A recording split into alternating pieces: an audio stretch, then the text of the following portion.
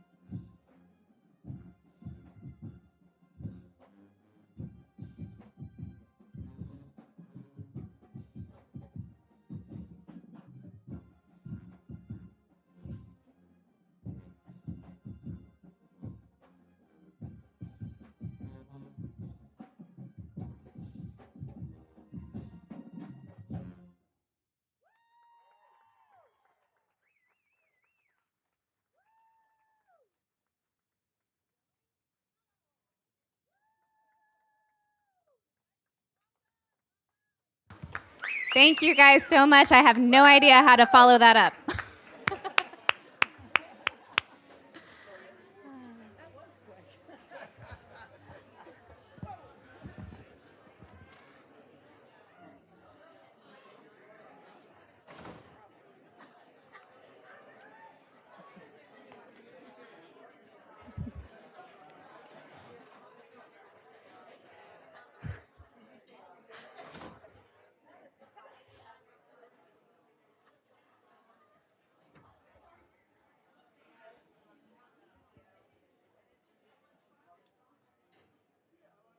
So the rest of this meeting is going to feel like a real drag after that. We are privileged to be joined tonight as well by Deputy Chaplain Williams from the Clay County Sheriff's Office. If you'd like to come forward to the podium, lead us in our invocation and our Pledge of Allegiance.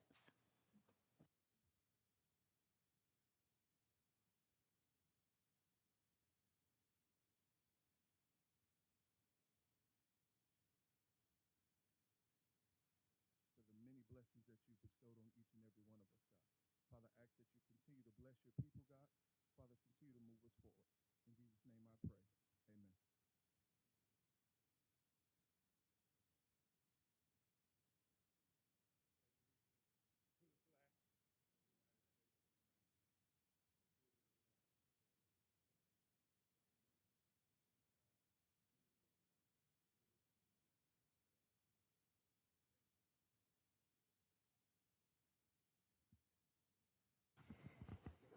Well, good evening. I'm going to call this meeting to order. Welcome, citizens of Clay County. I want to take this opportunity to thank you for taking the time out of your busy schedule to attend tonight's school board meeting. This meeting is our opportunity as your elected representatives to collaborate openly and make decisions that will decide the future direction of our public schools and the education of our children here in Clay County. If you wish to address the board on an agenda item, there will be an opportunity to speak for 3 minutes. Please fill out a card, which you'll find in the back of the room, indicating the specific item number and topic you wish to speak about, and turn it in promptly to one of our officers. If you have items that you would like to present to the school board or superintendent, please hand them to an officer who will distribute them accordingly. No additional cards will be accepted once the board moves to the public comment section under presentations from the audience. Your participation is always welcomed and appreciated. All right, so tonight we have a special recognition of Fleming Island High, Oakleaf High, and Orange Park High marching bands for their achievement at state competition. Mr. Scrumolo.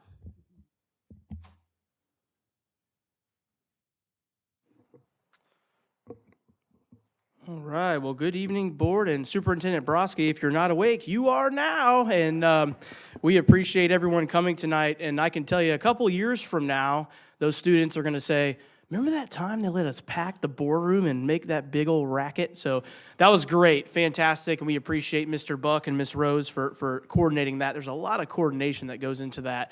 Tonight we are going to honor 3 outstanding marching bands here in Clay County. And if you did not know, some of the best marching bands in the state of Florida are right here in good old Clay County. So we're super excited to honor them tonight. Clay County is what I call an everything county. We have everything, whether it's CTE programs or athletics or accelerated academic programs. If it's activities, drama, marching band, you name it, we have it, and we offer a world-class experience for our students here in Clay. And tonight, these bands are an epitome of that.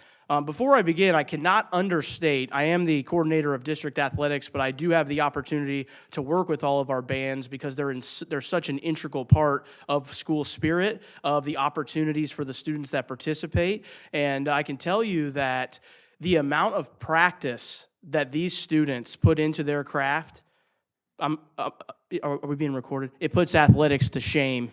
Right? So the athletes go home, they turn the lights off, and these bands are out in the parking lot when it's dark. I mean, you name it, they practice, and the epitome of timing and teamwork and dedication, it's just super, super impressive, and we're so excited to celebrate them here tonight.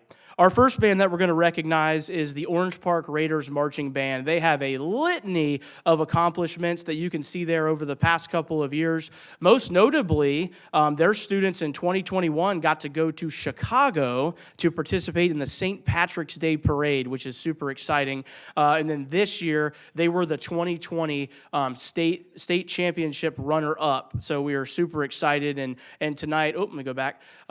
There's pictures of them at the state competition. When they won runner-up, they were second place in the entire class of 2A in the state of Florida. And tonight, to recognize them, we'd like to welcome their band director and their leadership team. And when I call your name, please come on up front up here for our picture. Their band director is Mr. Brett Pekuritz. The band coordinator is Isabel Shiver. Their student leadership starts with their band captain, Mishi Civilis. They're also Bella Duchemin and Cody Waronka. They're the drum majors. Their secretary is Phaedra Smith. Their percussion captain is Jamaris Frierson. And their color guard captains are Victoria Bradford and Kaylee Kearns. So, ladies and gentlemen, the second place runner-up in the state marching competition, the Orange Park Raiders.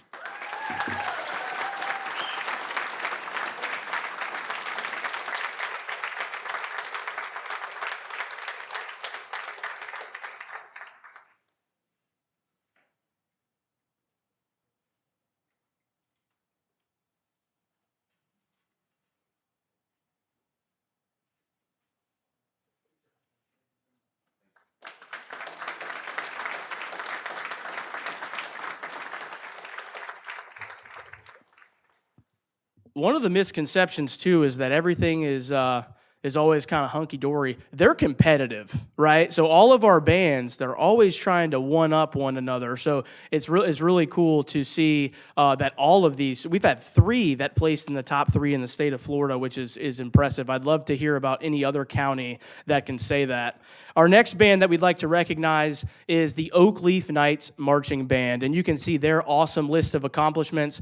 One of the most impressive competitions that they competed in is the Bands of America competition. So this is not just the state of Florida, but some other bands from outside the state.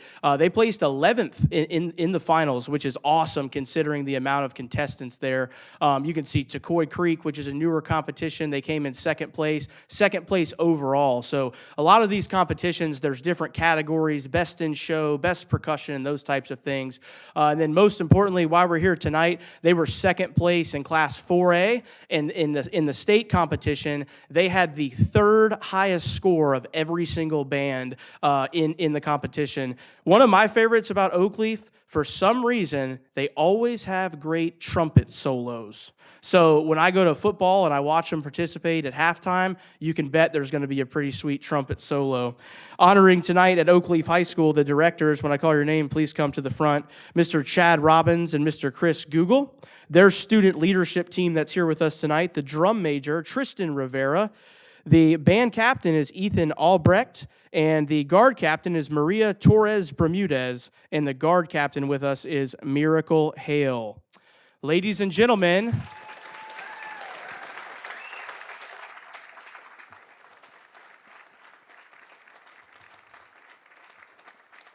your 3rd highest score in the state, the Oakleaf Knights.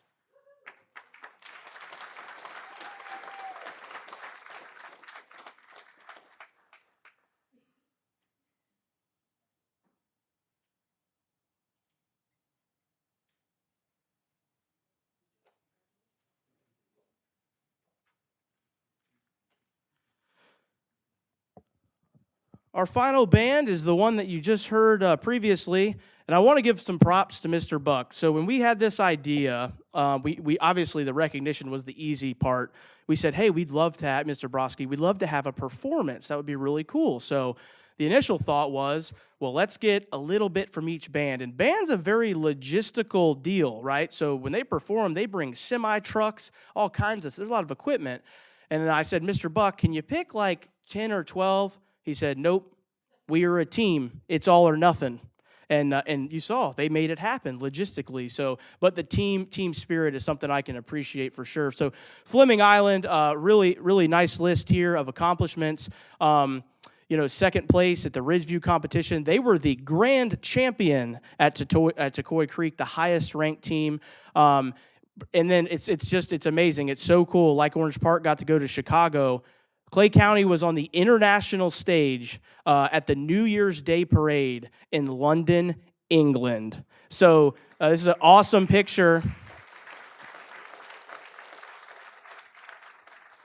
Awesome picture of Eagle Band 1 walking through London in the New Year's parade. Unbelievable experience, something that those students and their families will never forget. So a big undertaking by the school, but nevertheless was awesome. There's their team photo there in London, and they came in 3rd place in the entire state of Florida in their division. So I'd like to recognize their directors. When I call your name, please come on up. Miss Mara Rose, Mr. Alex Buck, Mr. Jim Bruce. Their drum majors are Noah Johnson, Michael Lowry, and Chow Tran. And their band captains are Hannah Ivy and Maddie Page. Let's make some noise for Eagle Band 1.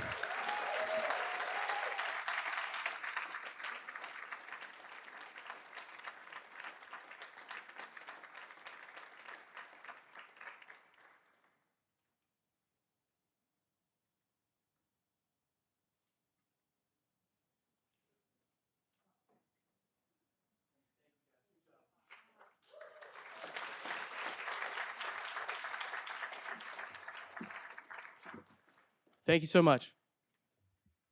Thank you, Mr. Scrumolo, and thank you so much to our instrumentalists and those who lead them and teach them. You make Clay County proud all the time. We appreciate all that you do. Next, we have a recognition for Fleming Island Elementary as a Purple Star School of Distinction. Ms. Christy Gomez, our curriculum specialist, will be making that presentation.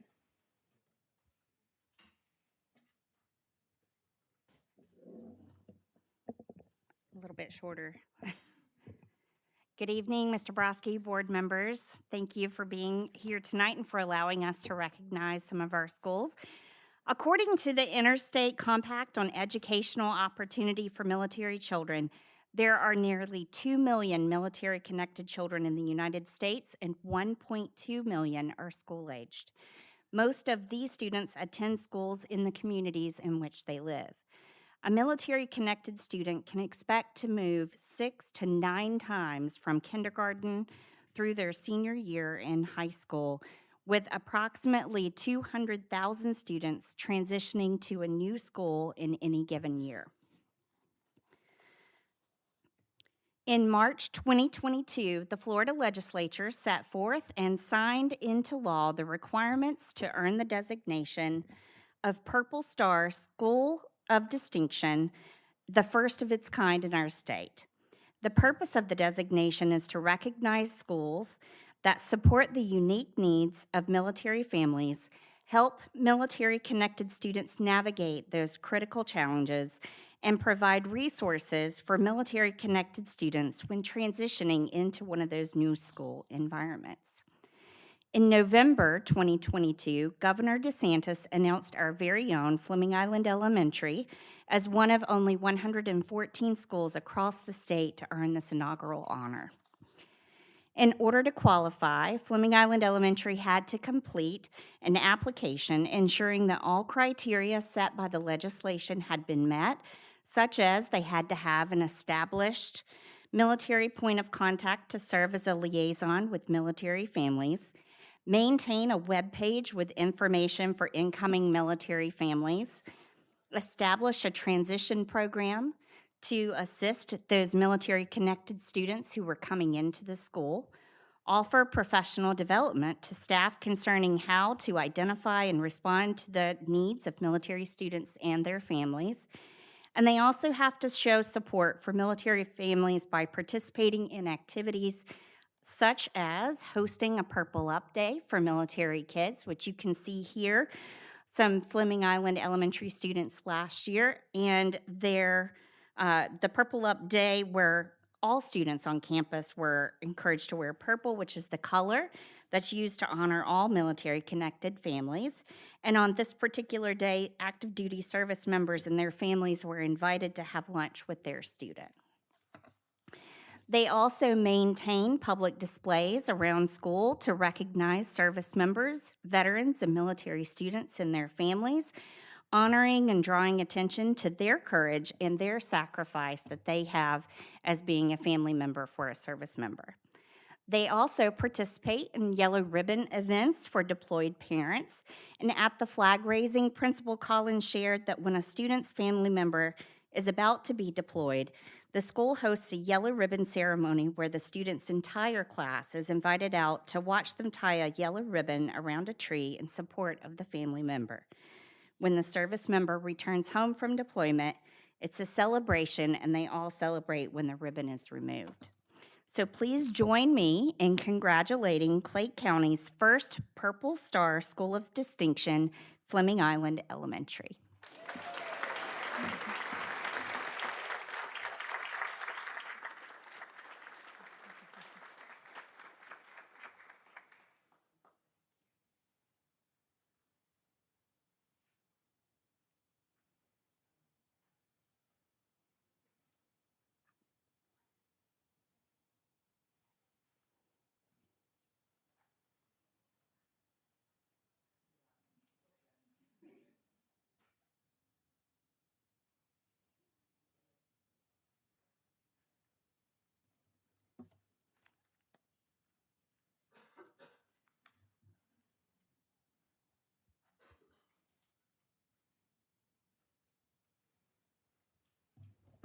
Thank you so much.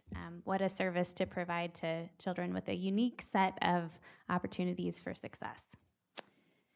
Next, we will recognize a student selected to participate in the 2023 United States Senate Youth Program.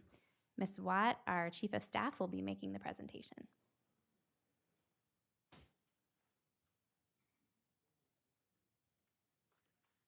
All right, good evening. and it is an honor to be here tonight to recognize one of Clay County Schools' outstanding students, Brady White, a senior at Fleming Island High. Brady was just one of 104 students across the nation and one of only 2 delegates from Florida accepted in the prestigious United States Senate Youth Program. This competitive merit-based program provides high school students with an intensive week-long study of the federal government and the people who lead it. The program was created in 1962 as a way to give students more profound knowledge of the American political process and a lifelong commitment to public service. Brady will travel to D.C. from March 4th to 11th, where he will attend meetings and briefings with a host of prominent leaders, including President Biden, senators, and a Supreme Court justice. He will be Clay County's very first delegate in this role ever.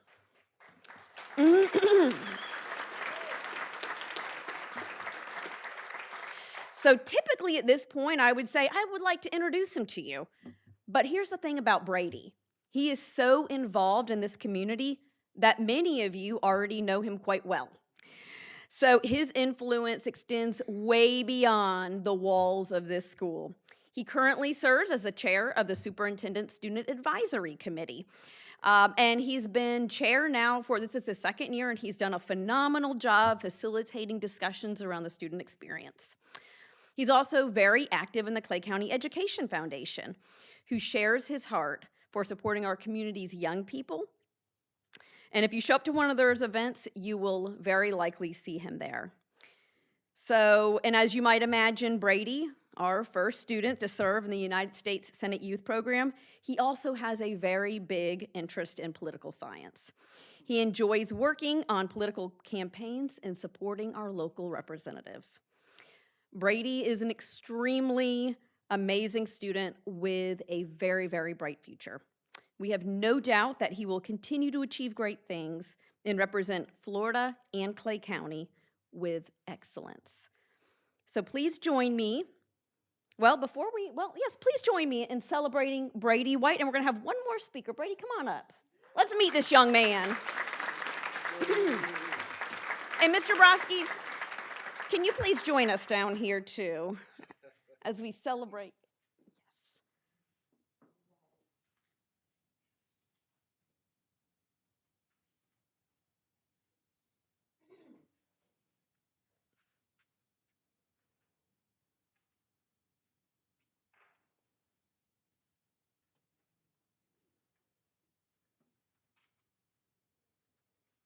And Brady, if you don't mind hanging tight there, we have someone else who would like to honor you tonight as well. We have Mr. Matthew Dews. He is from Senator Rubio's office, and he has a few words that he would like to share. Good evening, everybody. Superintendent Broski and the school board members. It's an honor to be here. You all know Brady. I've known Brady. I was introduced, about a year ago, and we're very excited for him and that he's going to be one of 2 representing the entire state up in D.C. As a fellow Clay County high school grad, I want to welcome Brady to the Senate family. On behalf of the senator, he's very excited to have somebody from Clay County representing you guys in D.C. So I have a letter from the senator. He's going to have a bunch more presentations and stuff up in D.C. with some official certificates and stuff like that. I didn't want to bring that tonight because I feel like it's going to be special up there. So I have a letter from the senator. I won't read it now, but I'll give it to Brady. So thank you, guys.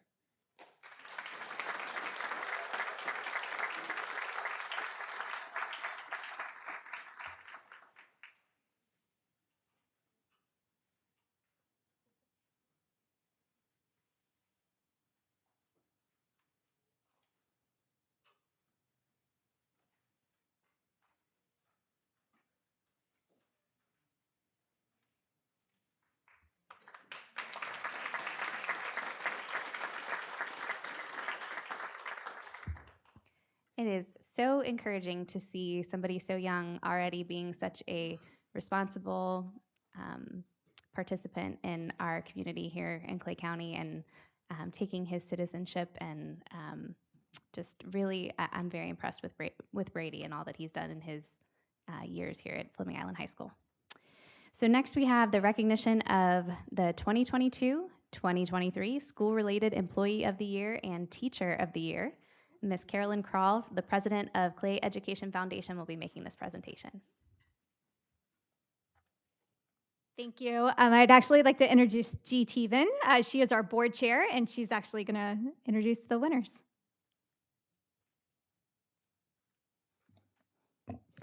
Good evening, school board members and superintendent. Thank you for allowing us to be here tonight. I'm G. Teven, for everyone who don't know me, who's basically the whole room. I'm the chairwoman of Clay Education Foundation. Our mission at Clay Education Foundation is to create meaningful partnerships between community, business, and Clay County Public Schools by enhancing educational programs that benefit students, families, and teachers. Please visit our website, a little plug, claycountyeducationfoundation.org, to know more about the foundation, and follow us on Facebook and Instagram to know more about how you can help Clay County Public Schools to even become better than what it already is right now. So tonight, I am proud to announce this year's top overall winners named at the Apple Awards. Out of 5,000 employees in the district, being the top 2 is a really, really big accomplishment. First, I would like to introduce Abigail Rosario Castillo as a 2023 School-Related Employee of the Year from Orange Park Elementary. Ms. Castillo began as a volunteer at Orange Park Elementary and has held many other positions before becoming the Media Technical Assistant. What struck me most about Ms. Castillo is her commitment to inclusion. She goes above and beyond to ensure children have access to books with characters that represent them. Please welcome and congratulate Ms. Castillo.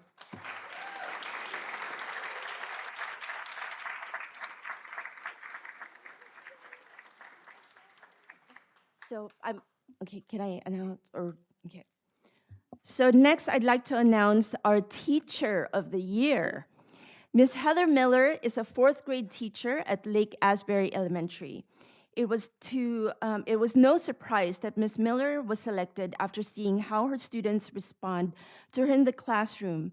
Her Miller magic in the engagement and her Miller magic is evident in the engagement and collaboration of students. Congratulations, Ms. Miller.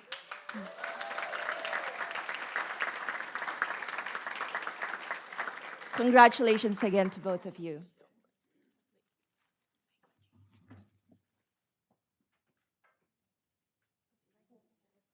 And then after we take photos with the foundation, can I also ask the school board to come down to take photos?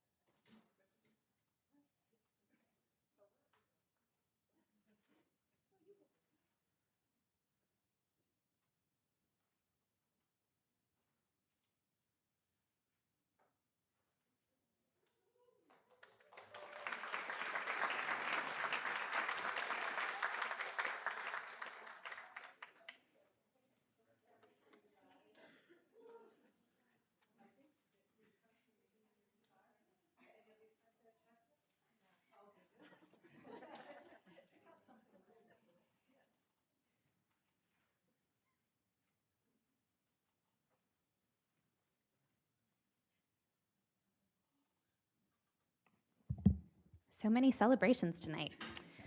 Now we will have an update from Ms. Krall on the Clay Education Foundation. Well, good evening. Thank you for giving me a few minutes to celebrate the Teachers of the Year and to also just give an update about what we've done over the last year. Thank you all for having a part in the App Awards. It really has been a fun celebration and a great week. So over at the foundation, we have a very broad focus, but it's simple. Like, our purpose really is to support students and educators. You may hear the term, and this is going to be kind of a high-level overview because I know some of you are new.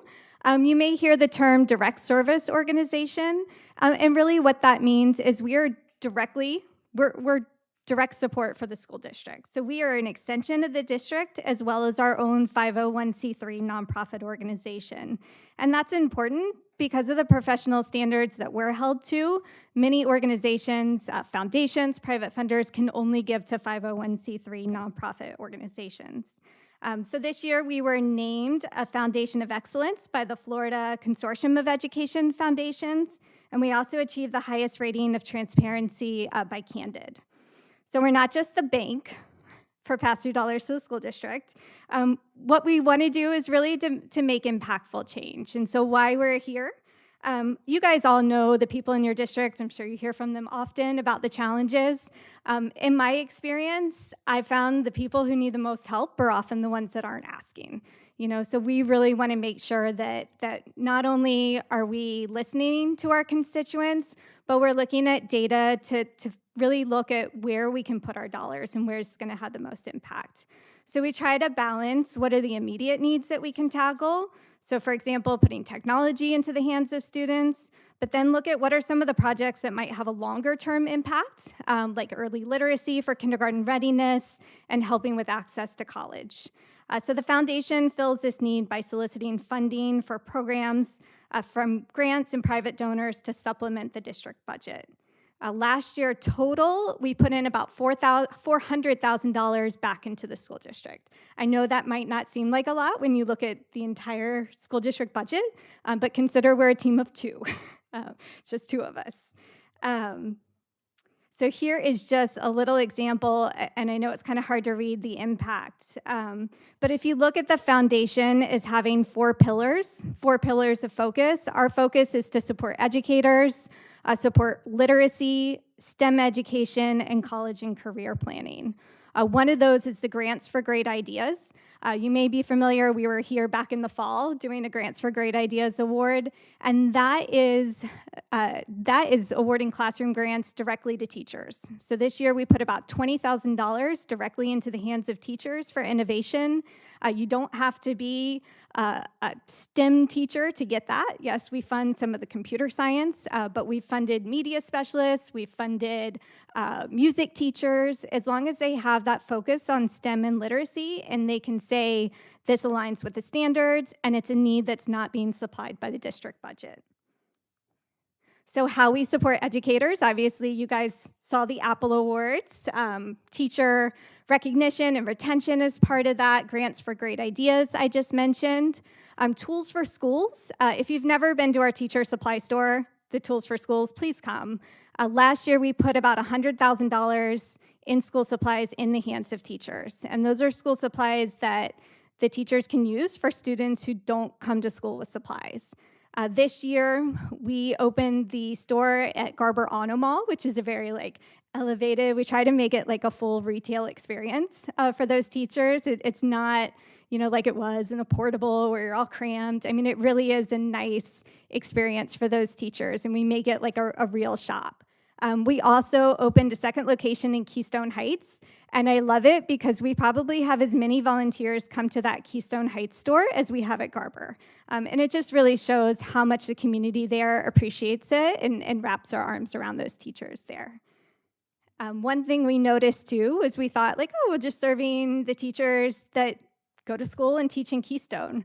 What we found is we do these on teacher planning days, and there's a lot of teachers that may live in Keystone but teach in other schools. So they might not have had access to that, had we not been down there. Oops. So STEM education is another one of our focuses. And we look at so when I mentioned that we look at data, so why STEM?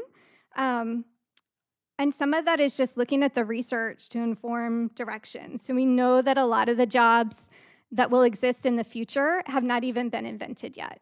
So what might look like kids playing with drones is really giving them that experience and letting them kind of explore future career options. Even in agriculture, they're using drones. Superintendent and I were at a presentation on Tuesday where somebody from Georgia Pacific was talking about how they have driverless trucks deliver their product directly from the factory to the stores, right? All that goes back to artificial intelligence. So in fact, earlier today, we gave a $5,000 STEM kit to Lakeside Junior High for artificial intelligence for those kids to kind of explore there. So next is literacy, again, one of our other pillars. This is, you may have seen the Dolly Parton Imagination Library. We partner with Delta Kappa Gamma, or DKG, to support and fund that program. Last year, we gave out over 4,000 books. That's directly into the hands of kids age 0 to 5. Again, how I mentioned that early literacy of why that's so important. This is something that we fund. Okay. And so what's next? So when we look at our 4 pillars, that educators, literacy, STEM, this is kind of one that I feel like is developing that we're really trying to put more focus on, and that's college and career readiness.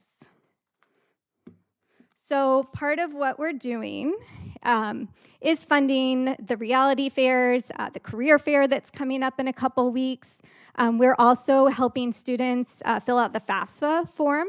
And again, like using that data to inform like where is going to make the biggest difference. Florida currently ranks 48th in the nation for FAFSA completion. And so we're looking at, even at the school level, like where are schools that have the lowest, and we're putting our time and money there to help that. Future Ready Clay is a website that we run, and that is just a local connection of all the scholarship opportunities that are out there, so that we can really put kids in touch with, with what local resources are out there. So again, this is one of the areas that I see the foundation is having the biggest impact. From what I've heard recently this week, so in the state budget, they're awarding about $70 million going to education to fund pathways to those highest in-demand jobs, right? So when I look at where we can have the biggest impact, like can the foundation support some of those programs? Can we provide seed money to CTE program? So again, the options are limitless of what we can do. And here, I know G gave a plug for our website, but I'll just give another plug. Here are ways to keep in touch with us. But please visit, please, if anybody ever wants to sit down with me and hear, what we're doing, I'd be happy to do that. So, thank you. Thank you so much, Ms. Krall. We appreciate all you do for teachers and students here in Clay County. Next, we have a presentation from our Career and Technical Education department. We've got Alice Polk, and is Ms. Mosley with you? She is. She is? She's in the back. Oh, She's here. okay. We usually tag team, so this was my year, she said. So we Gotcha. take turns.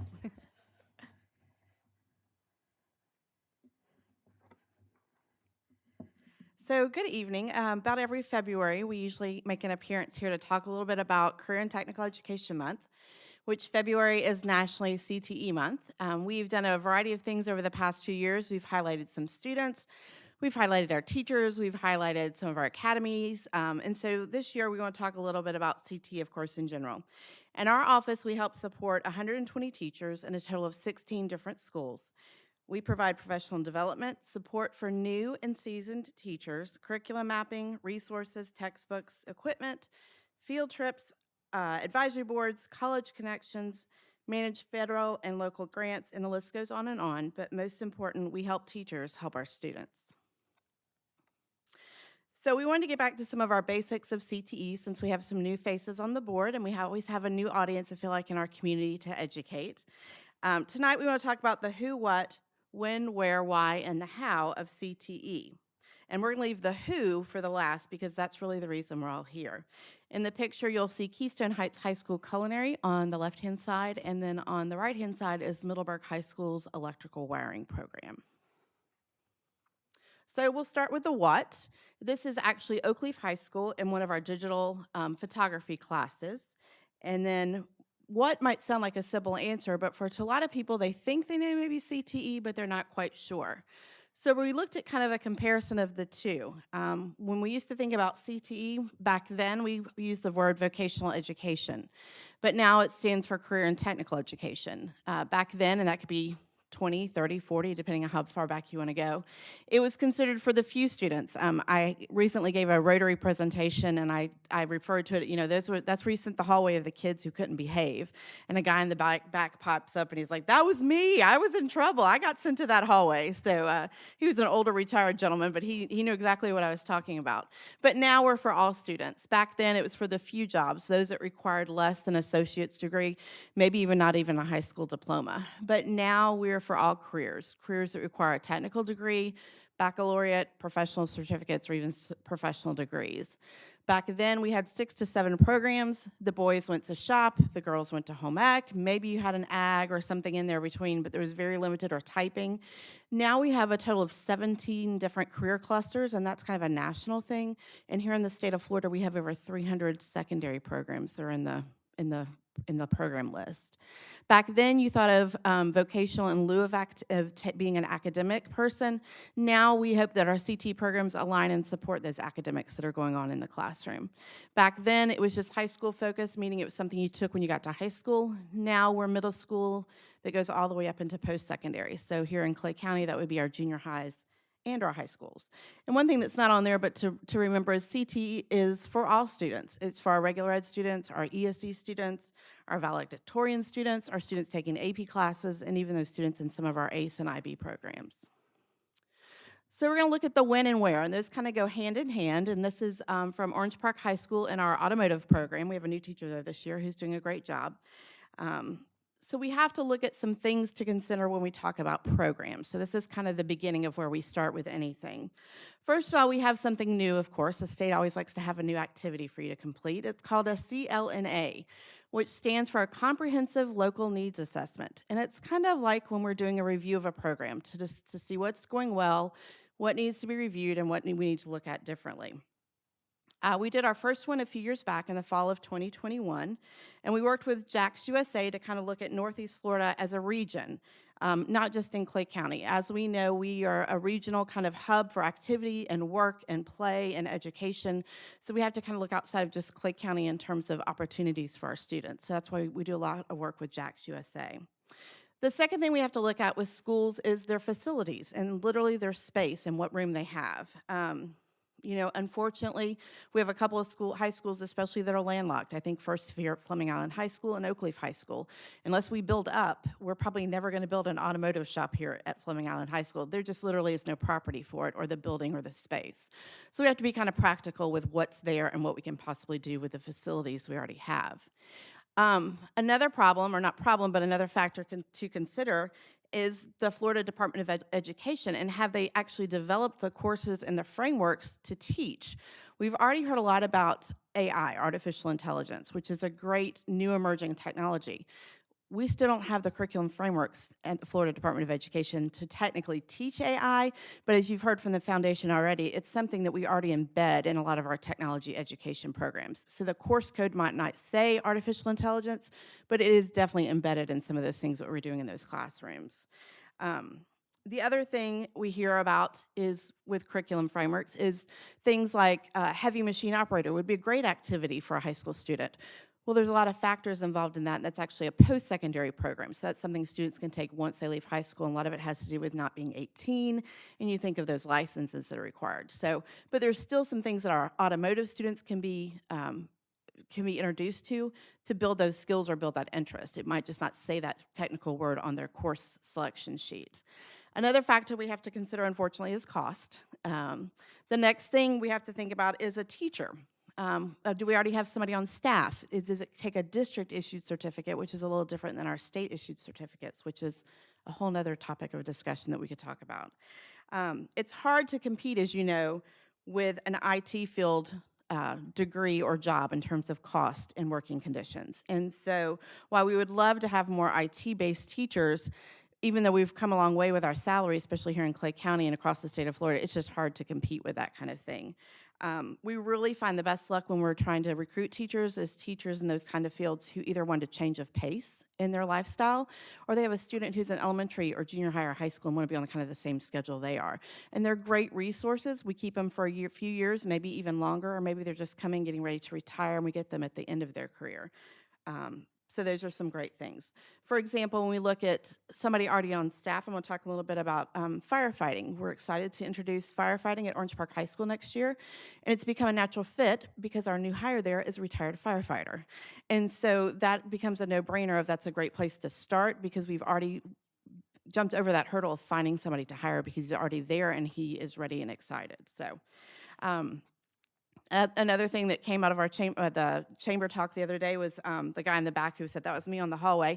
He's like, you need to have a plumbing program. And I said, I agree, but do you know what you have to pay a plumber? And we can't compete with that as a teacher. So we have to approach it a little different angle, and we've done that here at Fleming Island High School this year, where we have started a building trades and construction course. And so in that course, they're getting a little bit electrical, a little bit of plumbing, HVAC, carpentry, and all of those things, so they can be introduced to those fields and possibly find what fits their need to then do something in the post-secondary world.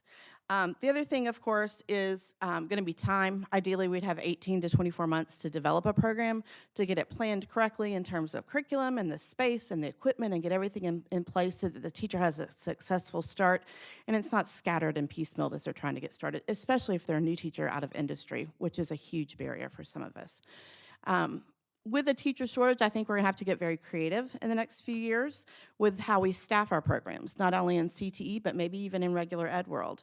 I would imagine over the next couple of years, we're going to come to you with some contracts where we have partnerships with businesses where they're letting somebody come teach with us for an hour a day.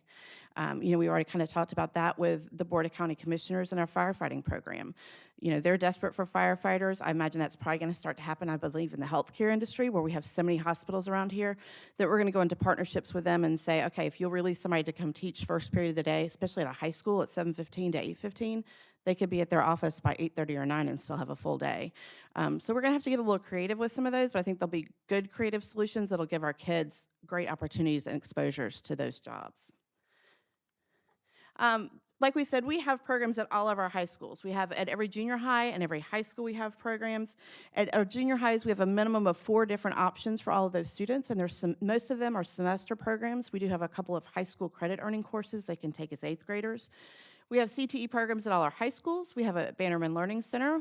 We have Mr. Scapetis back there, our culinary teacher who's provided tonight for us. We have CTE programs at Florida Youth Challenge and then through part of CVA. We have 34 different programs across the district with 120 teachers. So we have like culinary at 5 schools. That's still just one program, and when we're counting those, we offer 34 different pathways or programs. Most of you are probably very familiar with some of these career clusters and programs, but just to kind of put it in print for you, a new one that we've started, not really pushing, but really have encouraged junior highs to offer is the coding fundamentals, because it does touch on some of those AI and technology things with still having a basic coding fundamentals to kind of touch on different activities. We still have our technology classes, our business classes, agriculture, and then family consumer science, which can take a couple of different pathways, whether it's culinary or sewing, fashion design, or child development. Then in the high school world, we still have just a wide variety of programs. I really do feel like we're very competitive with what we offer in terms of any of our surrounding districts, definitely in our variety, and especially at the junior high level. I feel like we do a great job with those things that we offer for students, even if it's just an exploratory in junior high to then realize maybe what they really want to do in high school. So going back to that comprehensive local needs assessment, that CLNA, when we met last November 2021, I know all of you weren't part of that yet, but some of you were. Through that, we had a couple of things. We gathered those business partners. We had school board members. We had senior staff there. We had community members. And we looked at what we were doing well, what needed to be phased out, and what we needed to improve on. And one of the top things that came out of that conversation was communication skills with students. We needed some more elective space at Clay High, so we went with an ag communications program that started this year at Clay High School that's off to a great start. The other one was we realized we had no hands-on trades activities here at Fleming Island High School. Again, space was a factor, so we had to get creative with that, and we started the building trades and construction design in their first year. He has 125 kids. They're knocking down the door to get in his program, and so they're off to a great start here with that. We knew health science was one of the things that came up as part of that conversation. Of course, it's needed, so we started health science at Ridgeview High School this year. And then we also introduced Principles of Teaching program at Ridgeview High School, where they're getting the basics of teaching, and they're partnering with Ridgeview Elementary to go next door to do some things. So that's exciting as well. Looking at next year, we are in a process of working with a firefighting program, like I said, at Orange Park High School, and it's a partnership with the Board of County Commissioners. And then we're also going to introduce Principles of Teaching at Clay High School with that faculty and staff as well. We will do our next comprehensive local needs assessment sometime in the fall of 2023, so you can all be a part of that next one that we have to have, because we have to do it every 2 years. Then we get to the why, and these are some students from Oakleaf High School in our Fashion and Interior Design program. So these are all the things that our career and technical education students have the opportunity to be a part of. When our students come to us, they can be ready for college or a career. They're not limited to any one of those. They have the option of AP options in their course. We specifically have AP Computer Science as part of our programs. We have career and technical student organizations, which is an opportunity for students to gain leadership skills. Some of you have participated and judged our contests and developed those skills, do community service projects and activities. We have dual enrollment options built inside the day and things that they can do off-site campus. We have our field trips, which we're going to talk about construction career days in just a minute, a favorite, I know, of Ms. Bola's. We have honors and weighted courses. We have our industry certifications, which again is a whole nother presentation, but just for example, a student who earns their CDA through our early childhood education program can take those, take that certificate, go to any state university, and will be awarded 9 college credits toward a degree in early childhood education. And so that saves them 3 classes right there and the money for it. We offer mock job interviews with our business partners to prepare for students when they go out in the field, National Technical Honor Society, resume building activities. We just had a number of students who were awarded scholarship money from the Clay County Fair Association. I think $30,000 was the total. And then we offer work-based learning opportunities through our culinary arts programs, the shops, the child care centers, all the activities that we have. This is our early childhood program at Fleming Island High School, and they're working with the guitar club. During Christmas, they were singing songs. So you say, how in the world do we do this? And we're kind of tired, and February is just getting started because it's going to be a busy but great month. I have to stop here and say that we are grateful for the support that we have from our school board, our senior staff, our community, because we know we're lucky. When I talk to other people across the state, especially when I used to do SACS visits, I'd go visit other districts, I'd come home and be very happy to be back in Clay County. I've heard from people who go out of state or go out of places, and they're like, man, I had it really good in Clay County. I'm like, can you call a friend and tell them that too? Because I do think we have a great support system here. We do all the things that we do through a number of funding opportunities. We have a number of great business partners who do financial and in-kind support. They do great things that we can't do, like provide pizza for kids or gift cards at nail driving contests. We have a career dual enrollment grant right now that provides opportunities for students to take career dual enrollment credits off campus and have that paid for. We have a computer science grant that helped 22 teachers, K through 12, get certified in computer science over the last couple of years. We have a driving choice grant right now that's going to put vans in our CTE programs to help get them places and help with transportation issues. We have an entrepreneurship grant that just finished up that had to do with our culinary programs and teaching those programs about how they can take their skills to the next level to be an entrepreneur with that. The Clay County Education Foundation has worked with us to get a healthcare career pathways grant, which we just received from them. Our industry certification funds, we had a Pathways to Career Opportunities grant that were focused on our construction programs like HVAC, carpentry, and electrical, and then our federal Perkins grant. And so those are all the things we kind of juggle in our office as well. But it comes down to the who, and this is our Keystone Heights High School Agriculture program, and this is why we do it. It's the students. There's a lot of time and energy put into our programs, but it's when we see the light click for them, or we see the excitement in their eyes, or we see the things that they've accomplished, or the gratitude they have for the opportunities that they've been given. That's why we do what we do, is for those students. This is just a glimpse of our month of February that's coming up. You are welcome to join us for any and all of this. If you didn't know, we have our open house nights for all incoming 9th graders at different nights at all of our high schools. There are 2 events that I want to highlight. One is February 16th is our career fair that's going to be held at the fairgrounds. This is where students can come and get employment, they can enroll, or they can enlist. And so we're encouraging any senior who's not quite sure what they're doing come May 19th or May 20th, the day after graduation, to come join us that day at the fairgrounds. I think we've got about 80 different companies, agencies already signed up to be there. So it'll be a great event. And then on February 28th, we have Construction Career Days, which is a favorite activity in our office, which is actually out at the Equestrian Center. They bus the students out, and this one's where they get to see all the activities that revolve around construction, but really more engineering. Takes it from the entry-level jobs all the way to the engineers who are building the bridges that we drive over. So it's a great opportunity. Any student, they don't have to be in CTE, can participate in any of those activities, and we promote those across the high schools.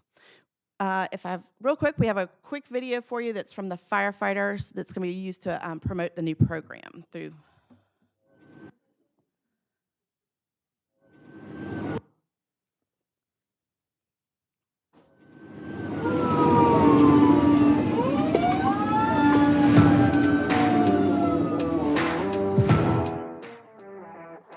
It's an adventure.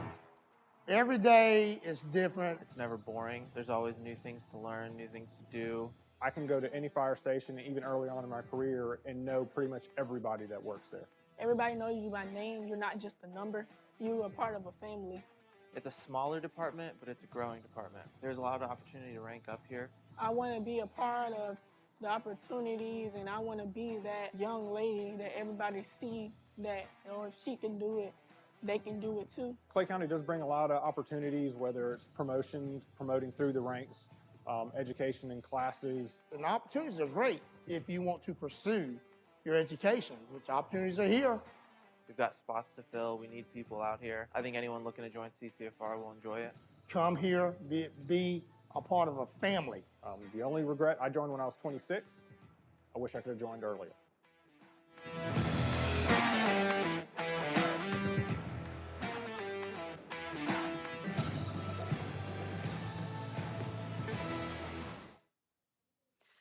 So just a little glimpse into firefighting, but you'll hear more about that over the next couple of years as we get those freshmen into the workforce through the Board of County Commissioners. And we will leave you with our fresh off the press, our 2023-24 course selection guide. This will go out to every 8th grader going into 9th grade next Thursday when the counselors go to visit the junior high schools. And of course, it's already online and ready to go. So thank you for the time, and February is CTE month.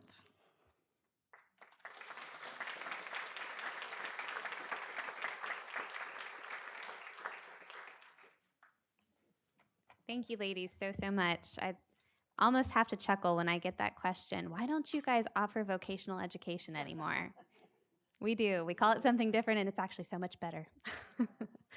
All right. Now we have Stephanie Palmer, principal of Bannerman Learning Center, to give us a presentation on their school.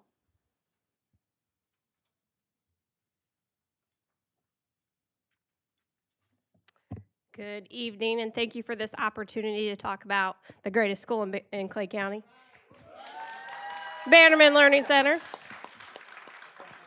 I am obviously the proud principal, Stephanie Palmer. This is my assistant principal, Brian Cox, and we are just so privileged to have this opportunity because we take this opportunity to clear up the misconceptions and perhaps perceptions that people might have about Bannerman Learning Center. First, though, I'd like to start with our namesake, Royal C. Bannerman. In honor of Black History Month, we would like to take this opportunity to share the history of R.C. Bannerman Learning Center. R.C. Bannerman Learning Center was originally known as Dunbar High School, which was the all-black high school in Clay County that opened in the early 20th century. R.C. Bannerman stands for Royal C. Bannerman, who was the former principal of Dunbar High School from 1927 to 1945. When Dunbar High School closed its doors and the school reopened, it was named after him to honor his leadership and leave a legacy. So demographics. We have currently 256 students enrolled with us from grades 7th through 12th. In purple on our chart is 92 seniors participating in the Elevation Academy, an opportunity for them that they might not have at their home school to graduate. If you take a look at our percentages on the right-hand side, economically disadvantaged, we're 65%, so we provide free breakfast and free lunch to all our students. We start with expectations and opportunities. Our dedicated teaching staff and support personnel want to ensure that every child feels successful and achieves academic excellence, as evidenced by our expectations of respect, responsibility, safety, and support. We have cultivated an environment where scholars believe in themselves and where rigor, care, and resiliency are highly evident. We pride ourselves on being a school that gives all scholars a second chance to help rebuild their character and self-respect, while also giving them the tools to strive for academic excellence. We also have the opportunity to offer full-time mental health counseling to support that success, along with an SAP Clake behavioral counselor who's there for 2 additional days each week to provide that support. We take pride in the legacy of helping students either return to their home schools or graduate with the skills to enroll in college, enlist in the military, or be gainfully employed. So we talk about those expectations daily. Be responsible, be respectful, be safe. These are our Bannerman Bison basics. Our programs utilize positive behavioral interventions and supports, which is a proactive approach that is used to promote positive behavior. The focus of PBIS is prevention, not punishment. Our teachers work closely with students to teach them positive behavior strategies, just as they would teach about any other subject like reading or math. Students will learn behavioral expectations for different situations.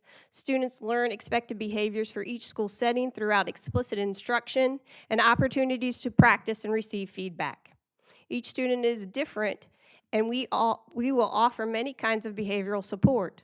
School staff members are consistent in how they encourage expected behavior and discourage infraction. Our goal is to be recognized as a PBIS model school, and we are currently in the process of achieving this goal. So we start with celebrating the positives. So every week we celebrate a Scholar of the Week or a Citizen Student of the Week. And those are just some of our previous winners. We have 4 programs offered on our campus: Elevation Academy, Champions, Success, and our Baby Bison. So we'll start with Elevation Academy. We are excited to offer this opportunity to Clay County seniors that have below a 1.8 GPA and are 3 or more credits behind and are committed to earning their high school diploma. Transportation is provided. Edgenuity classwork will be individualized to meet student needs with the opportunity to work with subject area teachers. Students will be housed separately from other programs on campus. They will earn a Clay County District School high school diploma while attending Elevation Academy, and students will be provided intensive ACT, SAT preparation to meet concordant score requirements for testing. And then this just occurred January 6th, 2023, our first class of 2023. We held a ceremony for 35 students who just graduated through the Elevation Academy. So this is our first graduating class of 2023. And you can see some of our faculty and staff down below. Ms. Dubas on the left-hand side is our program coordinator, Ms. Tompkins in the middle, Mr. Crawford. They all work very well with the students to help motivate them. And these students would not have graduated had they stayed at their zone school. So we're super proud of them. We also have the Champions program, which is designed for students with Clay County School District Code of Conduct violations and are placed here by the District Hearing Office. Through the Office of Student Engagement, we work collaboratively with Mr. Stafey and Mr. Jones. Students will complete the Champions Club program by earning their way to return to their home school through our token economy point system. First quarter, 25 students earned their way back to their zone schools, and second quarter, 36 were eligible for return. They had to meet our academic, attendance, and behavior requirements. Our U.S. history classes scored the highest in the district on the first progress monitoring test this school year.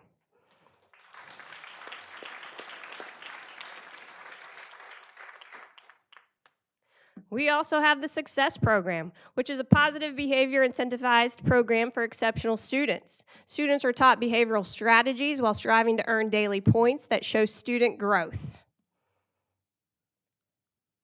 And last, our baby bison. The TAP program, which is the Teenage Pregnancy Program, which currently has 10 teenage parents in it.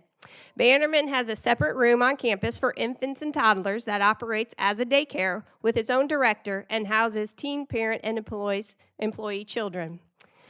The on-site childcare is provided at no cost and does include door-to-door transportation of the teen parent and child with free daily breakfast and lunch.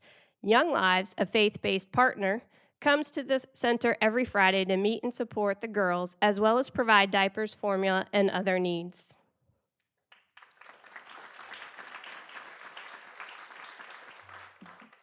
We also have a long-standing partnership with the University of Florida Master Gardener Program. This partnership has been on BLC for over 20 years. The University of Florida Institute of Food and Agricultural Sciences, Extension Clay County, and its Master Gardener volunteers create a spot where the learning can take place, an interactive program working with students through science classes every Thursday. And below is a quote from Mr. Wayne Hobbs, who works as U.S. Clay County Environmental Horticulture Agent and Master Gardener since June of 2016. And he says, "The role of the Master Gardener is to be an adult, not in an authoritative power that students can feel they are forming strong and positive relationships with. Each volunteer tends to find their section of the garden they enjoy most, and students do too." We also offer CTE programs like you just previously heard from Ms. Polk. We have culinary, carpentry, and early childhood on our campus. And our 2022-23 Teacher of the Year is our culinary teacher, Mr. Shane Skapetis. Stand up. Stand up, Mr. Skapetis. And we are quite proud of him because we like to eat. So we brought some goodies over there. If you would like to help yourself at some point, we have some cookies and brownies. Please feel free. Some of our traditions include, we have a Thanksgiving dessert day. Yes, that's me on the left. I did not eat them all. But what we do is we provide desserts to students after their lunch, one day after the Thanksgiving dinner that is served through the cafeteria. And then you can see some of our students that have prepared some of the desserts in our culinary program with Mr. Skapetis, along with one of our resource officers who just shows up on the days that we provide food, Officer Saunders.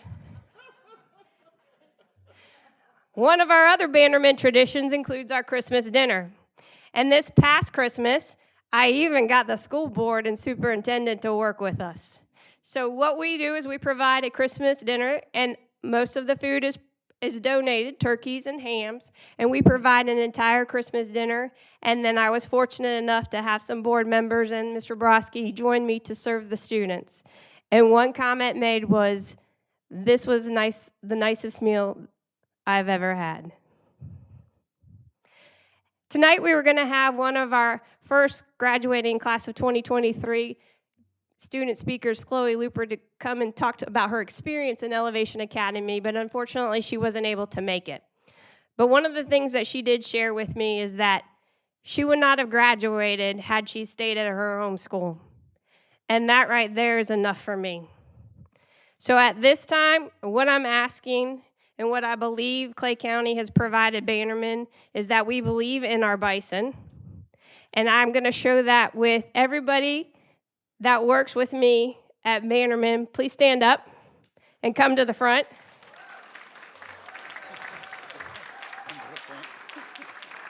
Come on up, because this would not be possible without my amazing staff right here.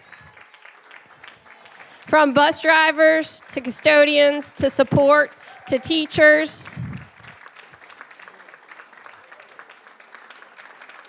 They're all special to me. And they didn't know I was going to do this tonight, so I get to recognize them somehow. So I appreciate all of you and all the work that you do with me to help support our kids. Thank you.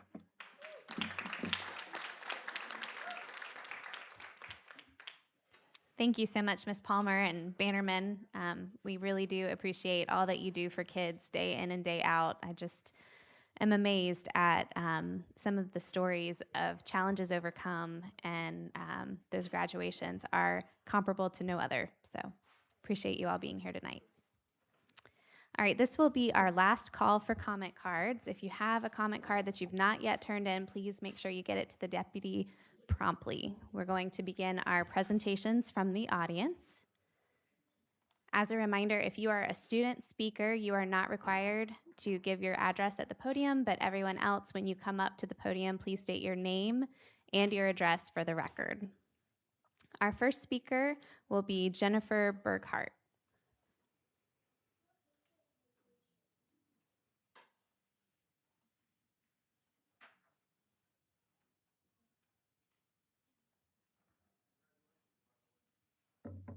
Hello, my name is Jennifer Berghardt, and my address is on file. I wanted to bring perspective on two books that were recently challenged, added on this week's list. It is Long Way Down by Jason Reynolds, and it is Margaret Atwood's The Handmaid's Tale, both of which I taught in my classroom last year. So I would like to start with Long Way Down by Jason Reynolds. This is a book that is recommended in our district approved SAVIS textbook to align with our Tempest unit that we teach in the 4th quarter and 10th grade here per the SAVIS textbook. It aligns with themes of revenge, and it provides a story about a person who is a teenager dealing with the desires and the thoughts of, should I act out of revenge of the death of my brother? He goes through an internal conflict, and he ultimately sees the ramifications of acting on revenge, of making impulsive decisions, and not wanting to perpetuate endless cycles of violence. So I'm not sure why we would ban the book that literally suggests that we need to stop cycles of violence, that is written by an African-American author, that is recommended in our district-approved textbook. I would also like to point out that this is a book told in verse. So this was probably my most successful novel that I've ever taught with my high school students at the end of the 4th quarter after teaching Shakespeare, a 5-act play. This actually brought it together. They saw how it was relevant today. So I was a little shocked to see that this is on the list. And I did not misspeak. I said banned book list because that is what our challenges are, because they were immediately removed without due process and there's no end in sight. So all of our books have been permanently removed from the media centers in our school district, which I do not agree with, obviously. Second, The Handmaid's Tale by Margaret Atwood. I read this in a public Florida high school 20 years ago, and now I'm a high school English teacher. All right, I'm going to read some of my students' responses last year to this text. Obviously, it was something that we chose to read. I let them vote. Quote, an 11th grade student, this novel is just mind-blowing. There's so many twists in it, but it's sad. It brings so many emotions out when reading it, but the end with the cliffhanger was just insane. I'm just happy I got the chance to read the book. Next, all I know is I'm going to have to read the other book. This book was amazing. This is one of the best books aside from To Kill a Mockingbird. I love the amount of maturity and thought you have to put into reading books like this. Thank you so much for giving us the choice to read The Handmaid's Tale. I gave my students a choice. They voted on 3 different texts. They voted to read The Handmaid's Tale. Then I asked them to write written reflections afterwards. Luckily, I kept them. I did not anticipate not being able to teach it for the foreseeable future. I don't normally like to read, but I really enjoyed reading this, and there was always a surprise with this book. I'm glad we chose to read it. I would also like to point out I had parental approval to teach this book 100% for the entire 3 years I taught it with no pushback whatsoever. Thank you very much for your time. Thank you, Ms. Burkhart. Next, we have Douglas Brandon Cross Jr.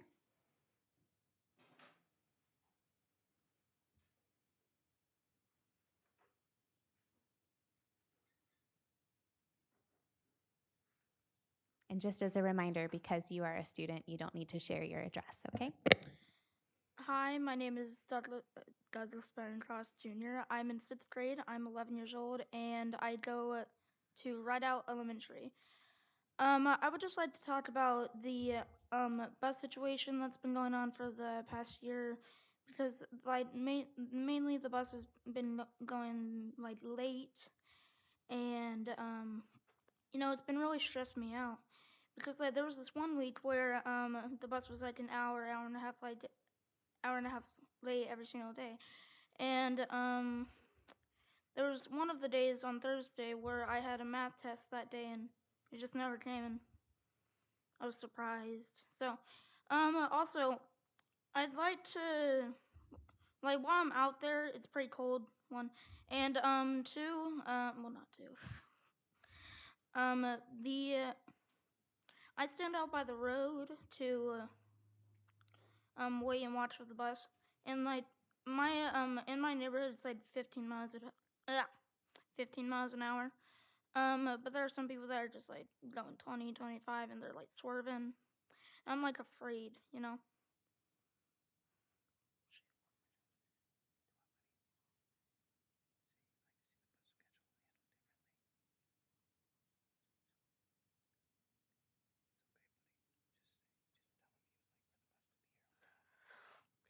That's all. Thank y'all. Thank you so much.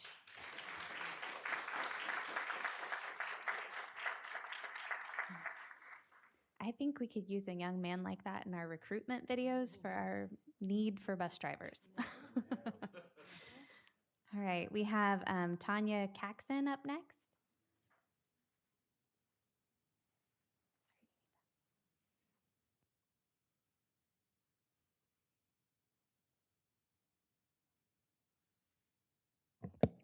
Hello, everyone. My name is Tanya Casson. My address is on file. I want to talk to you guys a little bit about some concerns. Parents across our country are concerned about the safety of our children in our schools.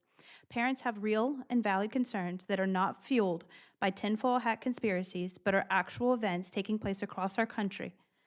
While I love living in Florida, and I believe that Clay County is a great place to raise our children, I'm not as naive as to believe that we are shielded from what's happening across our country, nor do I labor under the delusion that there is an invisible force field protecting our children. Last month, I came here to request and implement a policy that would segregate our bathrooms based on biological sex at birth and to make accommodations for students that needed it in a single-stall bathroom. I would like to thank Ms. Skipper and Mr. Broski for bringing that up at the workshop this past week. But I got some concerns. During the conversation, Ms. Bola said that if a male was to come into a female restroom, that most of our female students would look at them and say, "Not today, you're not," and then go to an administrator. I'm asking you, Ms. Bola, are you suggesting that it is the responsibility of a child to protect themselves in a bathroom? Surely you're well aware that a child that was faced with that said something to that student would face unbelievable consequences from their peers being called transphobic or hateful or other kind of slurs. Also, Ms. Skipper asked if a male student did go to the administrator, and that administrator would then been required to send that child to whatever bathroom of their choice. Ms. Bola, you said that they might leave the door open, right? They might close it. Are you suggesting that if a female student had the courage to go to their administrator and say there's a male in the female bathroom, then we would, as a school district, allow that little boy into that bathroom with that girl, and maybe or maybe not, they would see something? Wouldn't this situation violate what you've already said is not happening in our schools? We've been assured that males go to the male bathrooms and females go to the female bathroom, and that other students are accommodated as such.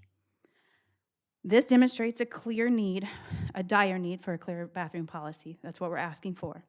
We want a policy written for all students to understand and all teachers to understand what the policy is.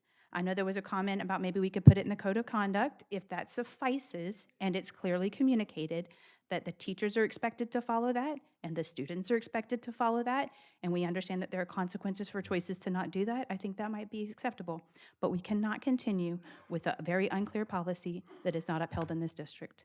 Thank you. Have a good night.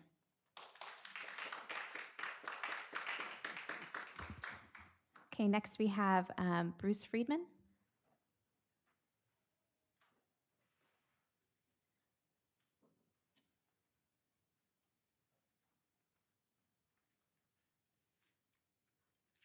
Good evening, all. Bruce Friedman, Chapter President, No Left Turn Education for Florida, address on file, Middleburg.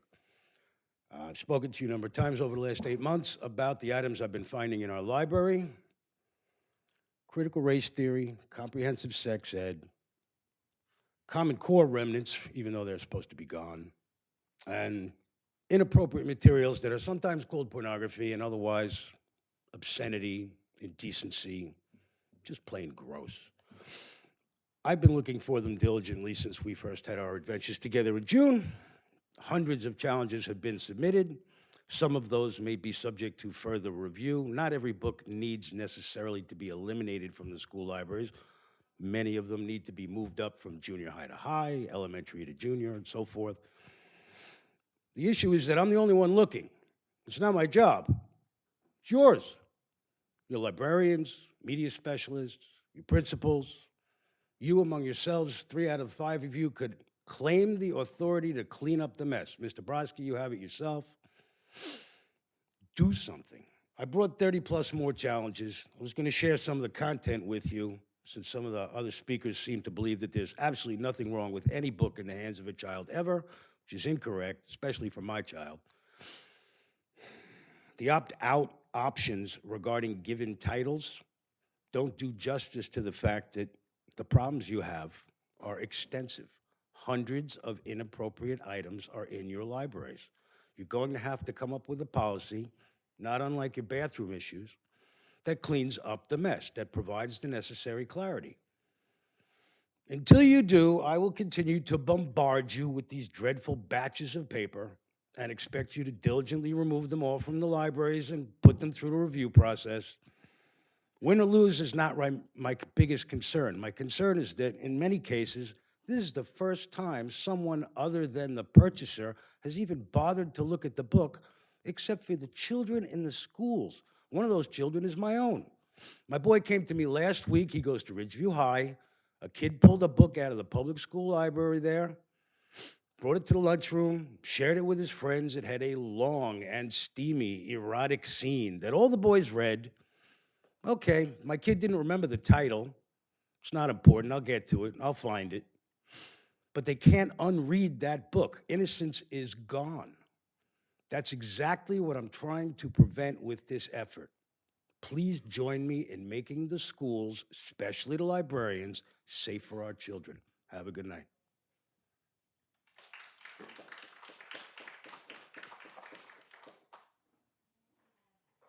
Sorry. Next, we have Sherry McGriff.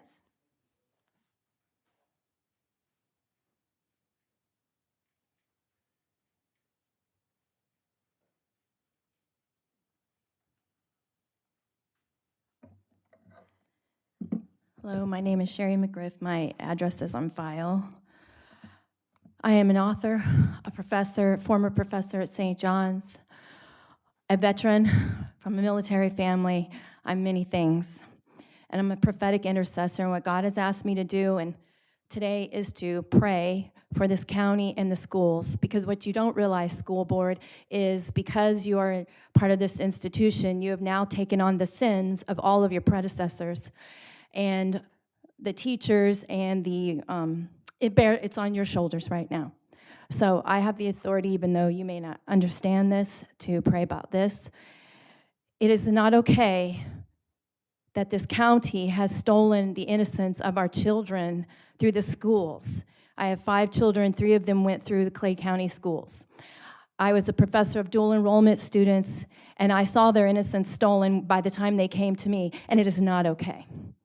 So in the name of Jesus, Father God, I repent of my sins done knowingly and unknowingly in Jesus' name.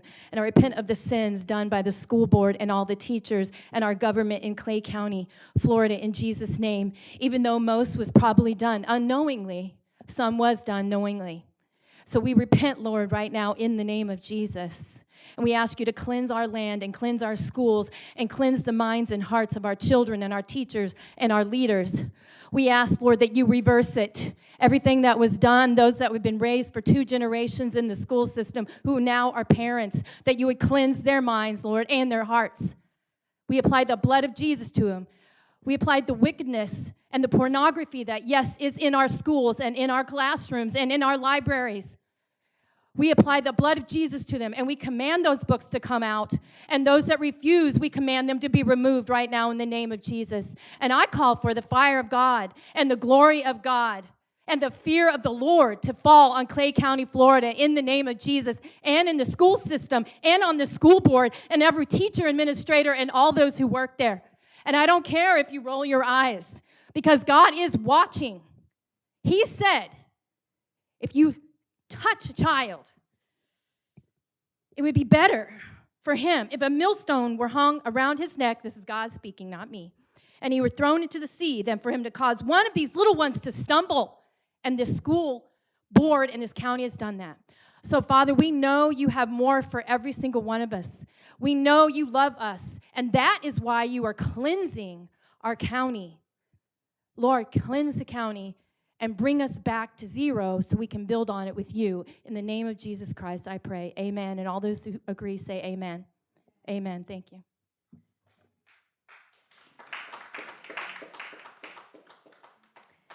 Next, we have Jeffrey Dove.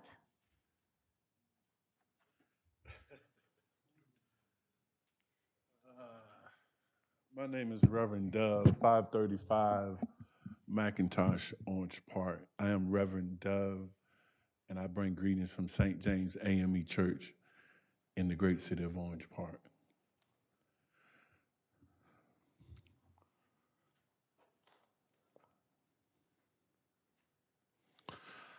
I do not wish the fire of God to fall on you all. That's not the God I serve. I serve a loving and compassionate God. And I first want to say thank you for what you do. I'm a lot of things. I'm a pastor, I'm a father. And most of all, I'm a strong black man. And I don't hide that. I'm proud to be black. But somebody called me because they were distraught about books that were being removed. Kind of pushed me to start reading some of the books. And true, there are some books that need to be removed. No doubt.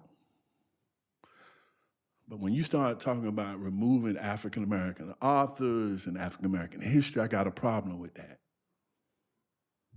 And so Mr. Daly was very kind, and me and him are going to have a meeting about this situation because I want to bring some resolve to it. I want to educate some people about it because right now we are an embarrassment in the state of Florida. And it's all politically motivated, right? But I met the young man outside. And I said, "How you doing, brother?" He says, "I hate everybody, especially librarians."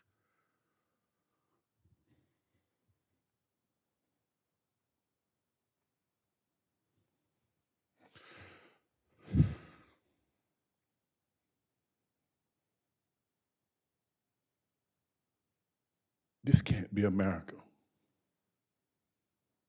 where we hate people.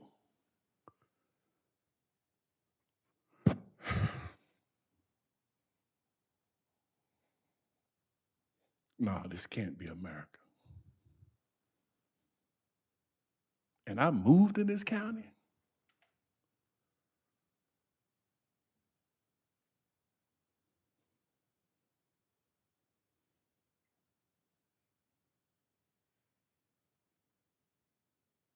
Mr. Superintendent, God bless you, sir. And to all of the members, God bless you all. Stay strong. If you don't do anything else, look at the words, "In God we trust." God bless you.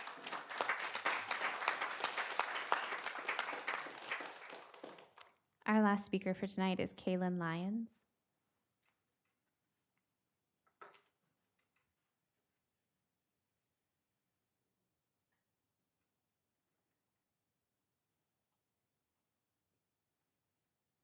Kaylin, just as a reminder, don't state your address, okay? Gotcha. Do I just get started whenever? Oh, okay. Is this better? Okay. Hello, I'm Kaylin Lyons. I'm an IB student at Ridgeview High School.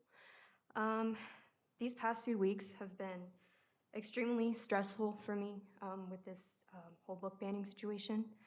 I've been speaking to students about this issue because I think students have every right to know what's going on. Unfortunately, a lot of students don't know, and I'm doing my best to educate them with what is going on. I've been working with every library, and I am the official student organizer for the Clay County Reading Alliance.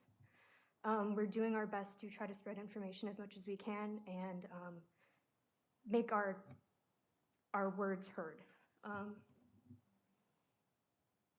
It's our First Amendment right to read, even as students, and I think that's very important. One of my favorite things about being an IB is open-mindedness and the perspectives we get to see in our literature classes. We read stories from people all around the world, African-American authors, Japanese authors. We see all kinds of perspectives, and that is incredibly important in a classroom in order to produce people that are well-rounded and can see the world from all kinds of point of views. We have somewhat better protection on our books due to IB's guidelines. However, other students don't have that opportunity to learn from other perspectives, and the only way they can read from those perspectives is in our libraries. Unfortunately, with these books being taken away, they can't see those perspectives in classroom and are stuck reading Shakespeare over and over again. And there's nothing wrong with Shakespeare. It's just, if they want to go to the library and read a book about, African American history, they should have every right to.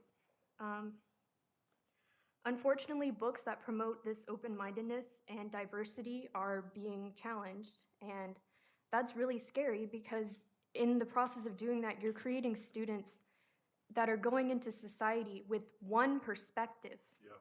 And it is so important that we see from all perspectives in order to understand the real world. You may not agree with critical race theory or, anything to do with race or whatever, or homosexuality. You might not agree with any of that. And that's okay. But at the end of the day, both of those things are always going to exist. Yeah. Every day of our lives, in the real world, homosexuality exists, racism exists, and we need to be exposed to that in high school in order to become well-rounded people. And it is so scary to see these things being challenged because they are so incredibly important to us. I wanted to read some of the statistics real quick. 99 titles are by or about LGBTQ authors. 110 are about POC or by POC. Anyways, we are the future. We are worth listening to. That's all I wanted to say. Thank you.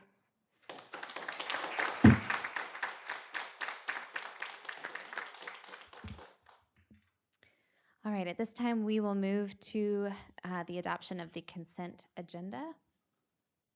Do I have a motion? So moved. Do I have a second? Second. All in favor signify by saying aye.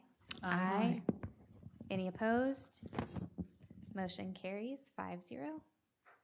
I'm sorry, Ms. Honora, I failed to specify. I had a motion by Ms. Bola and a second by Ms. Clark.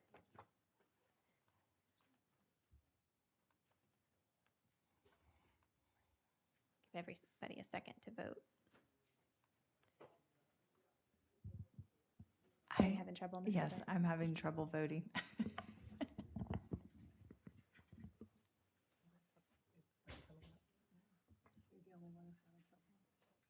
No, that's okay. Ms. Honora, could you vote for? Thank you. While we're straightening that out, let me take this moment to note the following 3 proclamations that were part of our consent agenda.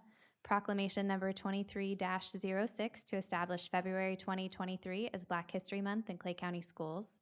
Proclamation number 23-07 to establish February 2023 as Career and Technical Education Month. And Proclamation number 23-08 to establish February 6th through the 10th, 2023 as National School Counseling Week. At this time, we'll hear an update from Vicki Kidwell with CCEA.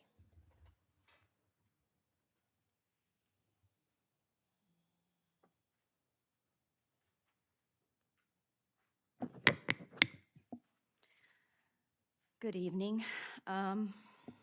Last week was Literacy Week. Teachers love Literacy Week because we know how important books are for students and for adults. I read Thelma the Unicorn to a wonderful group of first graders, and they were delighted, and so was I. I missed it. Margaret Aldrich wrote, "Books can be a mirror to help us better see ourselves, or a window to help us understand the experiences of others. Through reading, we can grow into more empathetic, understanding, and informed individuals." I absolutely believe that. It hurts my teacher's heart to witness what's happening to books these days. History is full of those who have sought to ban books. We could learn a lot from our history if we have the courage to read about it. This month marks our national celebration of Black history. When you're an educator at heart, you embrace the belief that there's always one more thing to learn. This week, I learned that the origins of the celebration of Black history can be traced to Dr. Carter G. Woodson, a Black scholar who established in 1926 the Association for the Study of African American Life and History. Carter G. Woodson chose a week in February for his history celebration to honor the birthdays of both Frederick Douglass and Abraham Lincoln, for obvious reasons. But it was much later, in 1976, when the first official observance of Black history was recognized by President Gerald Ford.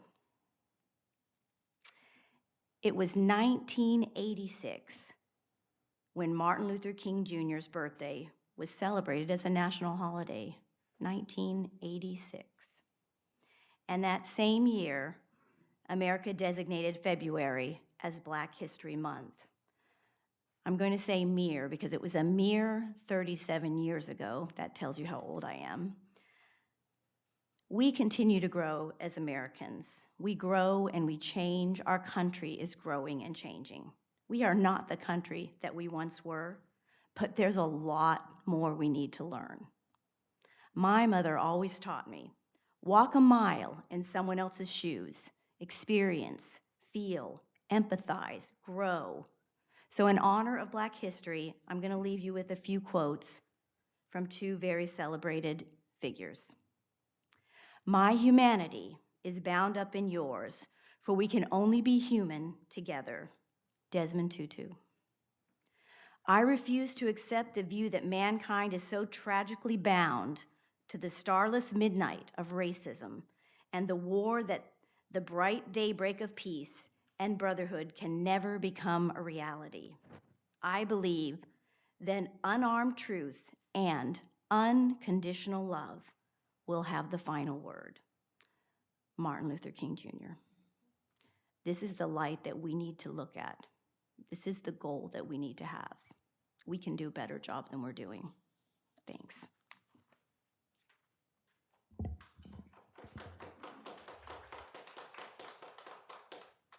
Next, we'll have a CESPA update. Is Mr. Roberts is not here. Okay. So on to the superintendent's update and presentation. You know, I'd be remiss if I didn't kind of say I started off the evening with like a pep rally, right? I felt really good. I was standing over there, the band was going, and I was like, all right, yeah. I thought, okay, you know, like play ball, let's go. I'm ready. You know, and then I kind of listened to the passion of the speakers tonight, and I thought to myself, I'd be remiss if I didn't comment and speak from the heart. You know, I would just remind everybody, you know, that this institution is really about children, right? And the passions of the issues that we debate are important issues. I'm not denying that, but I always take a step back from that and say, okay, this is really about kids and what's best for kids. And sometimes we get so involved or so wrapped up into an ideological stance that we kind of forget that. So I'd put a reminder out there that it's really about children, the work that's done in the school system for children. I don't believe for 1 second, not 1 second, that the employees that work for this district don't come to work every day with a servant's heart for the best interests of children. I just don't believe that, okay? I don't care who you are, I'm gonna say that to you, okay? And so I kind of leave and I think, okay, isn't it great to live in a country that we can all do this? That's kind of the first thing as a history teacher. That's the first thing I did was I said, wow, isn't this great? I mean, dialogue on both sides of the issue. Everybody has the right to express themselves and their belief. It's truly what makes America the best country on the planet in existence, right? The other side of that is I often wonder if sometimes through passion, we really forget what we're all here for. I know we don't want to imagine that. It's kind of like the mom that says Christmas really isn't about the presents that you got, right? And they try to remind the child that, and you're like, okay. I would just kind of throw that reminder out. And now I'm going to go back to celebrating because that's what I do best within our school system. Okay. Got a bunch of stuff to talk about tonight, but it's not 54 slides, but it's like 30 some odd. I want to talk about the schools of the month. I want to talk about the strategic plan, teacher of the year, graduation rates, literacy, upcoming events. First, congratulations, January Schools of the Month for academic excellence, Clay Hill and Oakleaf High School. They get a celebration, a lunch with their employees, as well as money towards an initiative at the school. Plus, they get the big pencil trophy. If you've ever been out to a school and you see this big giant pencil, that's the trophy because that school won. This month, we have family and community engagement as the theme. You have until February 22nd to go online. We thank our sponsor, Community First, for that. And that is a beautiful segue into our next topic, which is our community town halls. You might be saying, well, how is that a segue, Mr. Brodsky? Well, I'm going to tell you that right now. We went out there to our community town halls, and we met with the community of Fleming Island, Oakleaf, Keystone. You can see up there, you see all those little stickies up there in the upper right-hand corner. Everybody had the opportunity to put an input on what they thought our district was doing well and what they think we should look at in the future. We focused on 5 different major goals: student success, recruiting, retaining, and developing our teachers, and then family and community engagement. So yes, it's one of the 5 pillars of our strategic plan is the theme. That's how notice how I tied that together, folks. I thought that was pretty clever, that moving forward like that. And then safe and positive learning environment and fiscal and operational efficiency. Want to talk a little bit about the Teacher of the Year, and though they were recognized here and it was a great event, I want to say thank you to the foundation for all of their work. I would imagine it's kind of like planning a wedding, right? And there's always something that goes, as much as did everybody's wedding go perfect, right? There's always a little something that happens at a wedding. And so we had that great event. But for me, I always take a step back and I always have a different view. I take the view of that, yeah, they were the top people and the celebration and all of that, but it made me focus on just how fabulous all of our employees are and how they work with a servant's heart for our students each and every day. So graduation rates, 95% is our graduation rate number for our 7 traditional high schools. That is fantastic. I can remember that before the state converted to the federal index that they used to measure that, back in the day, like it was like in the 60s at one point in the state of Florida. So across the state, we've seen this tremendous growth in graduation rates. I'd also kind of point out that the state graduation rates have gone down. You know, these are the students that have gone through the pandemic for a couple of years. And so we're seeing students, particularly in our non-traditional schools across the state, going down in graduation rate. And this year's graduating class would be one of the more difficult because they not only put all the assessments back on students, but they also raised the rate on the ACT and SAT to 480. 500 by definition is college graduate. So in essence, the bar was set at every student being college ready when they graduate. That's a tough hurdle, and that's what's happening, right now. Keep in mind, these would be the students that have gone through COVID, the 2 years, at least 2 years, to get to that point. I think it's kind of unfair, but I don't make the rules. I just follow them. Celebrate Literacy Week. Yes. All right. I find it awesome that literacy is such a theme for tonight's meeting on both sides of the issue, right? But I'm just going to tell you just how important it is. You know, there's something, I'm going to call it magical, when a student goes from learning to read to reading to learn. That's a magical moment in a young person's life. And I know you all know this, but reading's an active process. If you give a book to a student and you say, here, sit there with this really great book, you know what happens? Nothing. They never learn to read. It's not an osmosis thing. It's an actual learning thing, which brings me to the fact that the love of reading is so important. And here's where we need help from our parents and folks that have their children. The benefit of reading to your students are absolutely tremendous. Here's a listing of what I thought of as some of the benefits to reading to children. It supports cognitive development, improves language skills, prepares them for academic success. It's the basis of almost all learning is the ability to read. So literacy is at the very core foundation of all we do. It improves imagination and creativity. Cultivating a lifelong love of reading that has to happen for a student to be successful in academic endeavors. It's the very foundation of all learning. So how did we do that? Those that came by, it was in this room actually. Fantastic, first time that we've done this, a literacy kickoff event, the annual early literacy night. You can see those folks. I think that's Mr. Boyack up there in the middle with his child. I can't see that far. I don't know who that guy is in the center, but I'm going to tell you, I had a ball. I read a book called The Scared Bears to a group of first graders, and I just want to hold this up. I know you can't see this, but you can kind of see this. I got in the county mail thank you letters from the first graders, and they actually spelled my name correctly more than many other people that are adults in the district, by the way, okay? So I find that interesting.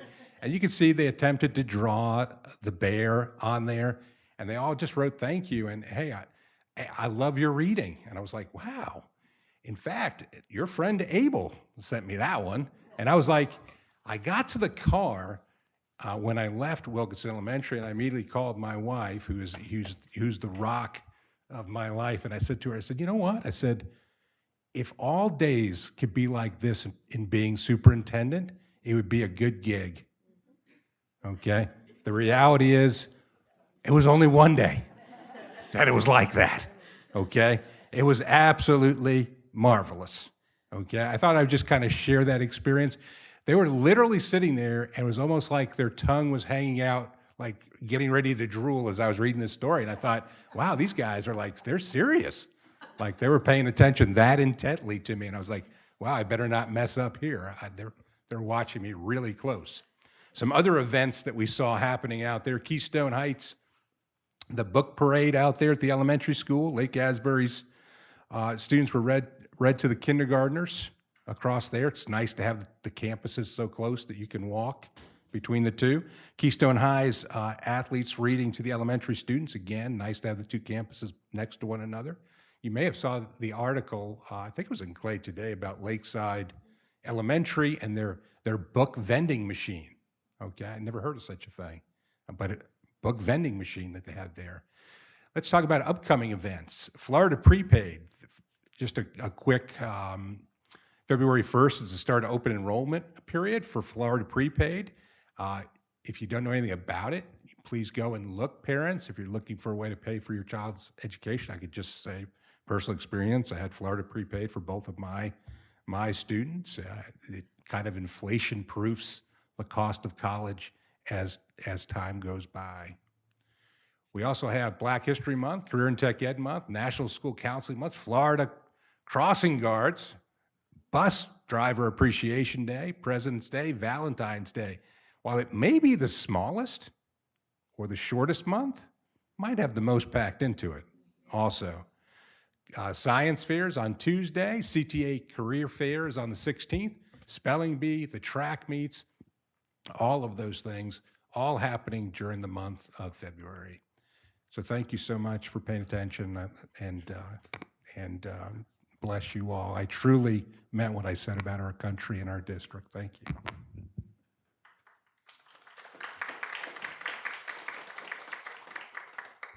All right, at this time, we will move to the discussion agenda.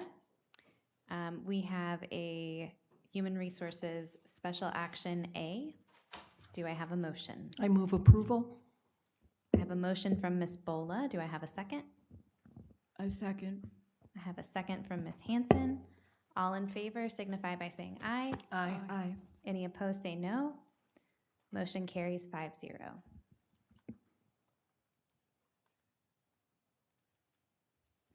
There is no Human Resources Special Action B. Oh, there is. There is. Okay, I'm sorry. My note said there's not.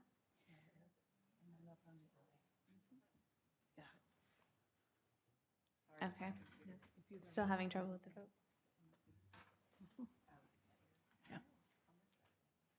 Maybe. It was added Okay. on Tuesday.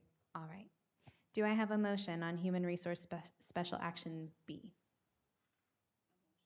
I have a motion from Ms. Hanson. Do I I'll have a second second? Second from Ms. Bola. All in favor signify by saying aye. Aye. Aye. Any opposed? Motion carries 5-0.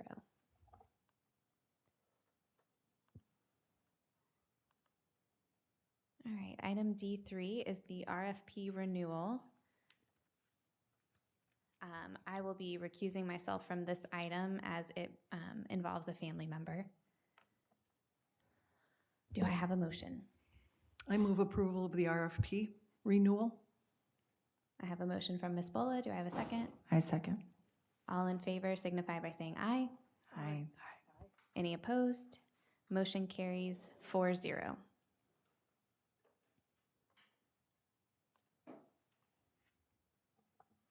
Ms. Gilhousen, just a comment, it went a lot easier this year than last year.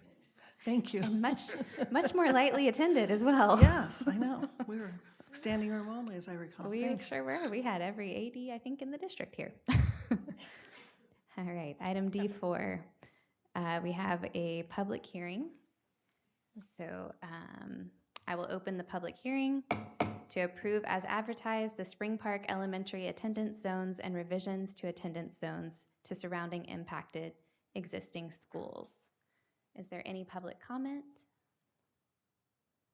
Seeing as there is none, I'll bring it back to the board. Do I have a motion for approval? A motion. Okay, I have a motion from Ms. Hanson. Do I have a second? I second. I have a second from Ms. Skipper. All in favor signify by saying aye. Aye.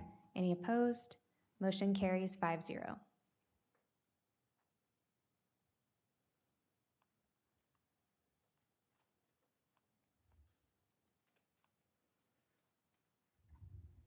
right. I think that takes care of our, I need to close the public hearing. I'll now close the public hearing. Any remarks from our school board attorney? Okay, so I'll bring it back to the board. Ms. Bola, would you like to start? Sure, I'll be happy to. You said that February is a full month, Mr. Brodsky. January is also a full month. Yes, it is. A very full month. It starts the new year off right. Just a couple of thanks. I don't know if you all realized that we get a card every year from Fleming Island Elementary, and I just wanted to say thank you to the administrators at Fleming Island Elementary, because January is School Board Appreciation Month, and they always send us a card and say thank you for the work that we do. So shout out to those guys. It's been busy. FBLA judging, we heard about that through the CTE program. I strongly recommend, I've said this at workshops, and I strongly recommend this to the public. Anyone who can get involved with the judging for any of the student organizations that have competitions, I strongly recommend it. You do not have to know what you're doing. I do it. So obviously you can be taught. It's a very simple, very rewarding activity. We celebrated the spelling bee at W.E. Cherry, one of my former schools. Reading, of course, at Wilkinson, and once again, Ms. Gilhousen one-upped me on that, and I'll let her talk about it. and Thunderbolt Elementary on the same day. So I went from a first grade to a third grade, absolutely loved it, and walked out of the classroom truly feeling that my bucket was full, most definitely. It was a month of all-county band at the Thrasher Horn when your husband walks out of the concert going, wow, that was awesome. you know that the guest conductors really had some wonderful students to work with. All-County Elementary course was this past Friday, once again at the Thrasher Horn, once again walking out saying, wow, one conductor, a visiting conductor from a junior high school elsewhere in the state of Florida, holding in the palm of her hand something like 230, if I'm not mistaken, somewhere around there, over 200 students just watching her and doing everything that she asked, obviously engaged in something that they love. Followed by the all-county junior high and senior high course that we attended, and once again, phenomenal. A shout out, Toy, and the Teacher of the Year and School-Related Employee of the Year activity is always awesome. But I would be remiss, again, in not saying thank you, thank you, thank you to Garber Automall. They step up in so many ways. We heard about it from Ms. Kroll tonight with the Education Foundation. They literally host Tools for Schools. For the first Tools for Schools in the year, they generally serve hot dogs and hamburgers that they're cooking outside for our teachers. They open their doors, they are welcoming, they literally do whatever we ask them to do when it comes to that. But then when they step up and have a brand new car sitting outside of the Thrasher Horn, and they hand the keys over to the Teacher of the Year for the county and say, it's free, no taxes, no title, nothing. And for the second year in a row, the Teacher of the Year said, oh my gosh, I need a new car. And it was awesome. And they also give a check to the School-Related Employee of the Year. So once again, Garber Automall, thank you so much for everything that you do. And as I've said in the past, I am going to mention the Dolly Parton Imagination Library at every school board meeting that I attend in 2023. Currently, we have close to 1,000 children registered to receive free books from the age of 0 to 5. And when you consider that a baby that is born at the Orange Park Medical Center or wherever and has the opportunity to get a free book sent to them every month of their life up until the age of 5 when they age out, they get 60 free books. And it is amazing. And kudos to all of the literacy works that we are doing here in our county, the literacy fair that we had here. There was a Title I fair at the the Orange Park Library that was phenomenal. They anticipated, what was it, Ms. Clark, 50? Yeah, they said, let's plan for 100. We expect maybe 50. They ended up with over 300 people coming through the Orange Park Library. Not only were the librarians thrilled, but all of our Title I teachers and principals and everyone that were there were thrilled as well as the families. I mean, when the students come out looking at you and saying, this was really fun, you know you've hit it out of the park. And hopefully we'll be able to spread that to many of the other libraries here in the county. On that note, thank you. Thank you, Ms. Bola. Ms. Skipper? I just want to say, when are we going to expand that library? Because it's only in 2 zip codes. Thank you for asking. It's based on donations. And she mentioned the DKG, which is a sorority of educators, and retired educators, current educators, and it started with a donation from a retired teacher. She said, I want to make the first donation. She provided $7,000. It cost us up to this point something around $13,000 for all of these books. So we are constantly going out to Rotary clubs and the Elks Club and whatever other donations that we can find. So on that note, thanks, Ms. Skipper. If you'd like to donate to the Dolly Parton Imagination Library, feel welcome to see me, and I will get you the information. But I wanted to also add, like Ms. Bola said, it's been a very busy month, lots of events, and she touched on most of them. But I want to take the time to just talk about Mr. Brady and his accomplishments. I know we talked about it earlier this evening and even had a little celebration for him amongst his peers. But just acknowledging those who go above and beyond and are well-rounded students, I think is important in the work that he's done. I jokingly said that, no, I'm not joking when I say this, I'm dead serious. His resume wasn't even half of what mine was when I graduated high school. So what he has accomplished in his short little time and career is phenomenal, and very impressed with him. And just doing your civic duty, and he sees the importance of that. So hopefully we can have more more events such as that. So that's it. Thank you, Ms. Skipper. I think it's a proud moment to see such patriotism in a young man, for sure. Ms. Clark? Where do I begin? There's so much. I want to give a shout out to the CTE because we do have an awesome program here and it continues to grow.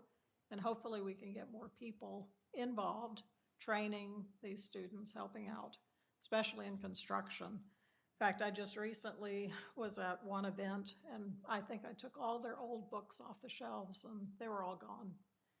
It was to lenders, realtors, title companies, but everybody was anxious to find out more information, so that was great. And I will put in a plug-in, excuse me, we started a new group here in Clay last June, and we're having what we call Battle of the Ballroom come August, and our goal is to raise $50,000 in scholarships for vocational students, not for those going on to college necessarily, but for vocational, whether it be nursing or whatever. So that's our goal. And we'll have more information, but I'm real excited about that. And I know a lot of it, it's going to be at the Thrasher Horn, so it's going to be very nice. I am pleased that Brandon, who is 11 years old, I believe, got up here and spoke. He's a student. He's very stressed when he doesn't get to school on time. And whether one side says it happens or doesn't, I would honestly like to have a workshop and see what we can do to improve getting bus drivers. We shouldn't be working on double backs. We should be working on having enough subs where double back isn't even heard of. I mean, we had it before, and I would like to see us find a way to get there. I mean, we all know that the student standing along the side of the road is not safe. And in my own neighborhood, maybe I shouldn't say this, but in my own neighborhood, my husband told me, do you know that the students right outside our door, this was December, were still not being picked up? Buses were passing. They were walking back home. This was December. So, and I would hate to think if I weren't on the school board and I called in that I would have gotten a different reaction, but immediately it was fixed. And I would like to see it immediately fixed for all our students. So that is key. As far as the books, I'm not going to go there. That's obvious. None of us want porn. We just need to be a little respectful of each other and not make up stories to drum the base and fire them up. We need good literature. We're not into book banning, but we need to be a little considerate of each other and know that I don't think there's anybody in this county, on this board especially, that wants porn in the libraries. And that's what we're getting out, is the porn. So that's enough to say. We've had a lot of events, been fun. So take it away. Ms. Clark, if you would like a workshop on transportation, Would you like that to be a separate workshop or as part of like an agenda workshop? Could we put it on?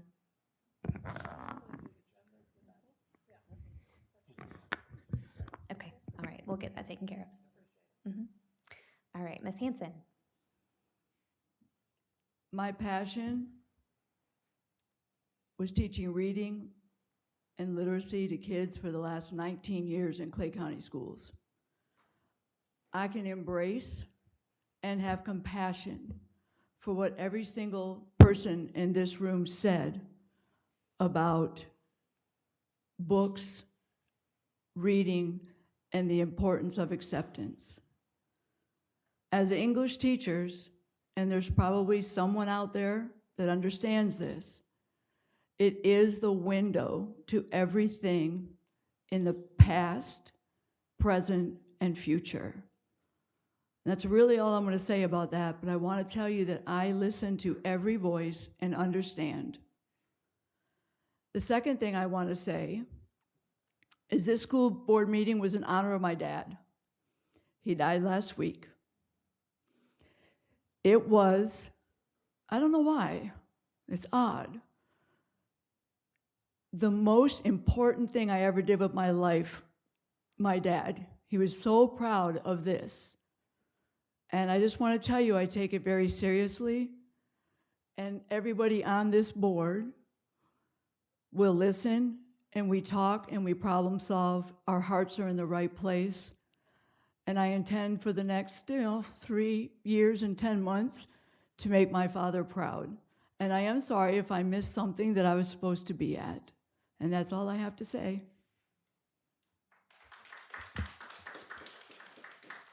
Thank you, Ms. Hanson. It certainly has been a joyful month, celebrating all of our students' accomplishments and getting some time in the classroom. Ms. Bola, I did not one-up you. I did not. We both read at Wilkinson Elementary, and last year, at the end of the school year when I was teaching third grade, I would pull 3 of my students into the teacher's lounge each week and during their lunchtime, and we would read poetry together, and we'd have hot tea, and we'd eat cookies. And it was just an opportunity for us. I only had them for 9 weeks. I stepped in late in the game, so it was an opportunity for us to get to know each other and to just enjoy something delightful. And so to get to do that with a classroom full of kiddos this year was just such a treat. And I echo what you say, Mr. Broski. If you ever feel as a board member, superintendent, district staff, you're in a rut, I think there's no better fix for that than just spending 20 minutes in a classroom, especially if you get the opportunity to share something as delightful as poetry or a sweet book. And I am so proud of our district for its focus on early literacy. And I think it's important not just for the skill of students being able to read and comprehend what they're reading, but I know in my own personal family, I have a 7th grader, a 5th grader, and a 3rd grader, and we make it an endeavor to read aloud literature together as a family. And to be able to bond over good books is something that I think that we will treasure for all of our lives. Sweet memories are made that way. Sometimes they fall asleep, in all honesty, but. Now, one thing I wanted to bring up that we did not get to at the workshop. We had planned to discuss board member priorities at the workshop, but we had a lot going on at that workshop and a couple board members who weren't able to be there. So if you guys want to add that to the workshop agenda that's coming at the end of the month, I think that would be an appropriate time for us to have that discussion. And just like what Mr. Broski mentioned, if we could kind of take a look at the strategic plan and the initiatives that we're working towards and make sure that our priorities are in alignment with that so that they can all fit nicely within the plan. And then also, Ms. Bola had mentioned, again, master board and pursuing that as an avenue for training for us as a board together.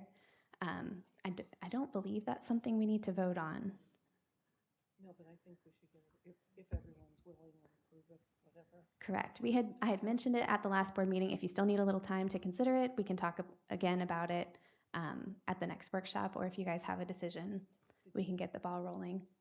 Ms. Lenore, we haven't sent anything in, have we? Okay. All right. So we still have a little bit of time. If you guys need more time, just give me a yes or no, one way or the other. Say that. I don't know if you guys are ready to say whether you're interested in it or not, or willing to do it. I would very much be interested in it. I feel the same way. And the deadline to sign up would be March, but the training itself would not be till the summertime. Right, correct. And I am a yes. Okay. I think the biggest problem is we know we've got to get our schedules together. So Right. that's what we need time for, I think, Right. to decide. And a reminder, it's not you're going to sit down for the next 24 hours. It's more of in sections. They do it in Correct. sections. A day here, So, yep. a day there. As long A as it's in the morning, yeah. budget. Right, it is. We heard. It is now, right? Ms. Hanson, you have any thoughts on it? I love training. Training's fine. Okay. Been training for a long time. Okay. It's okay. All right. Ms. Skipper. I just want to say this, and I had planned on saying this when we discussed this, that we utilize this as a guide per se versus the end-all be-all. Absolutely. Because I feel as though for years our state and nationwide boards have ran one way, and I just want us to take this as a guide and we make our board our own, that we don't stay in a box. And that we as board members understand that we are capable of more, and that we understand, I call it the black hole, but this black hole of every moving part, because we can't set policy, we can't do other things, approve budget, without understanding the whole whole. So I don't want to put us in a box. I want us to be free thinkers and outside of a box. So if we utilize it as such, then I am okay with doing so. Okay. Well, FSBA, this training, we've been through it, Mary and I have been through it before, and it's more about how your board works together and learning each other's pet peeves, learning each other's, how can we best communicate with one another? How can we be effective as a body? Correct. It's not really so much about what you can and can't do as a school board member or as a body, as a school board. Yeah. All right. Well, it sounds like we have agreement, Ms. Honora. So if you wouldn't mind getting us signed up, thank you. All right. Seeing no further comment, I will adjourn the meeting.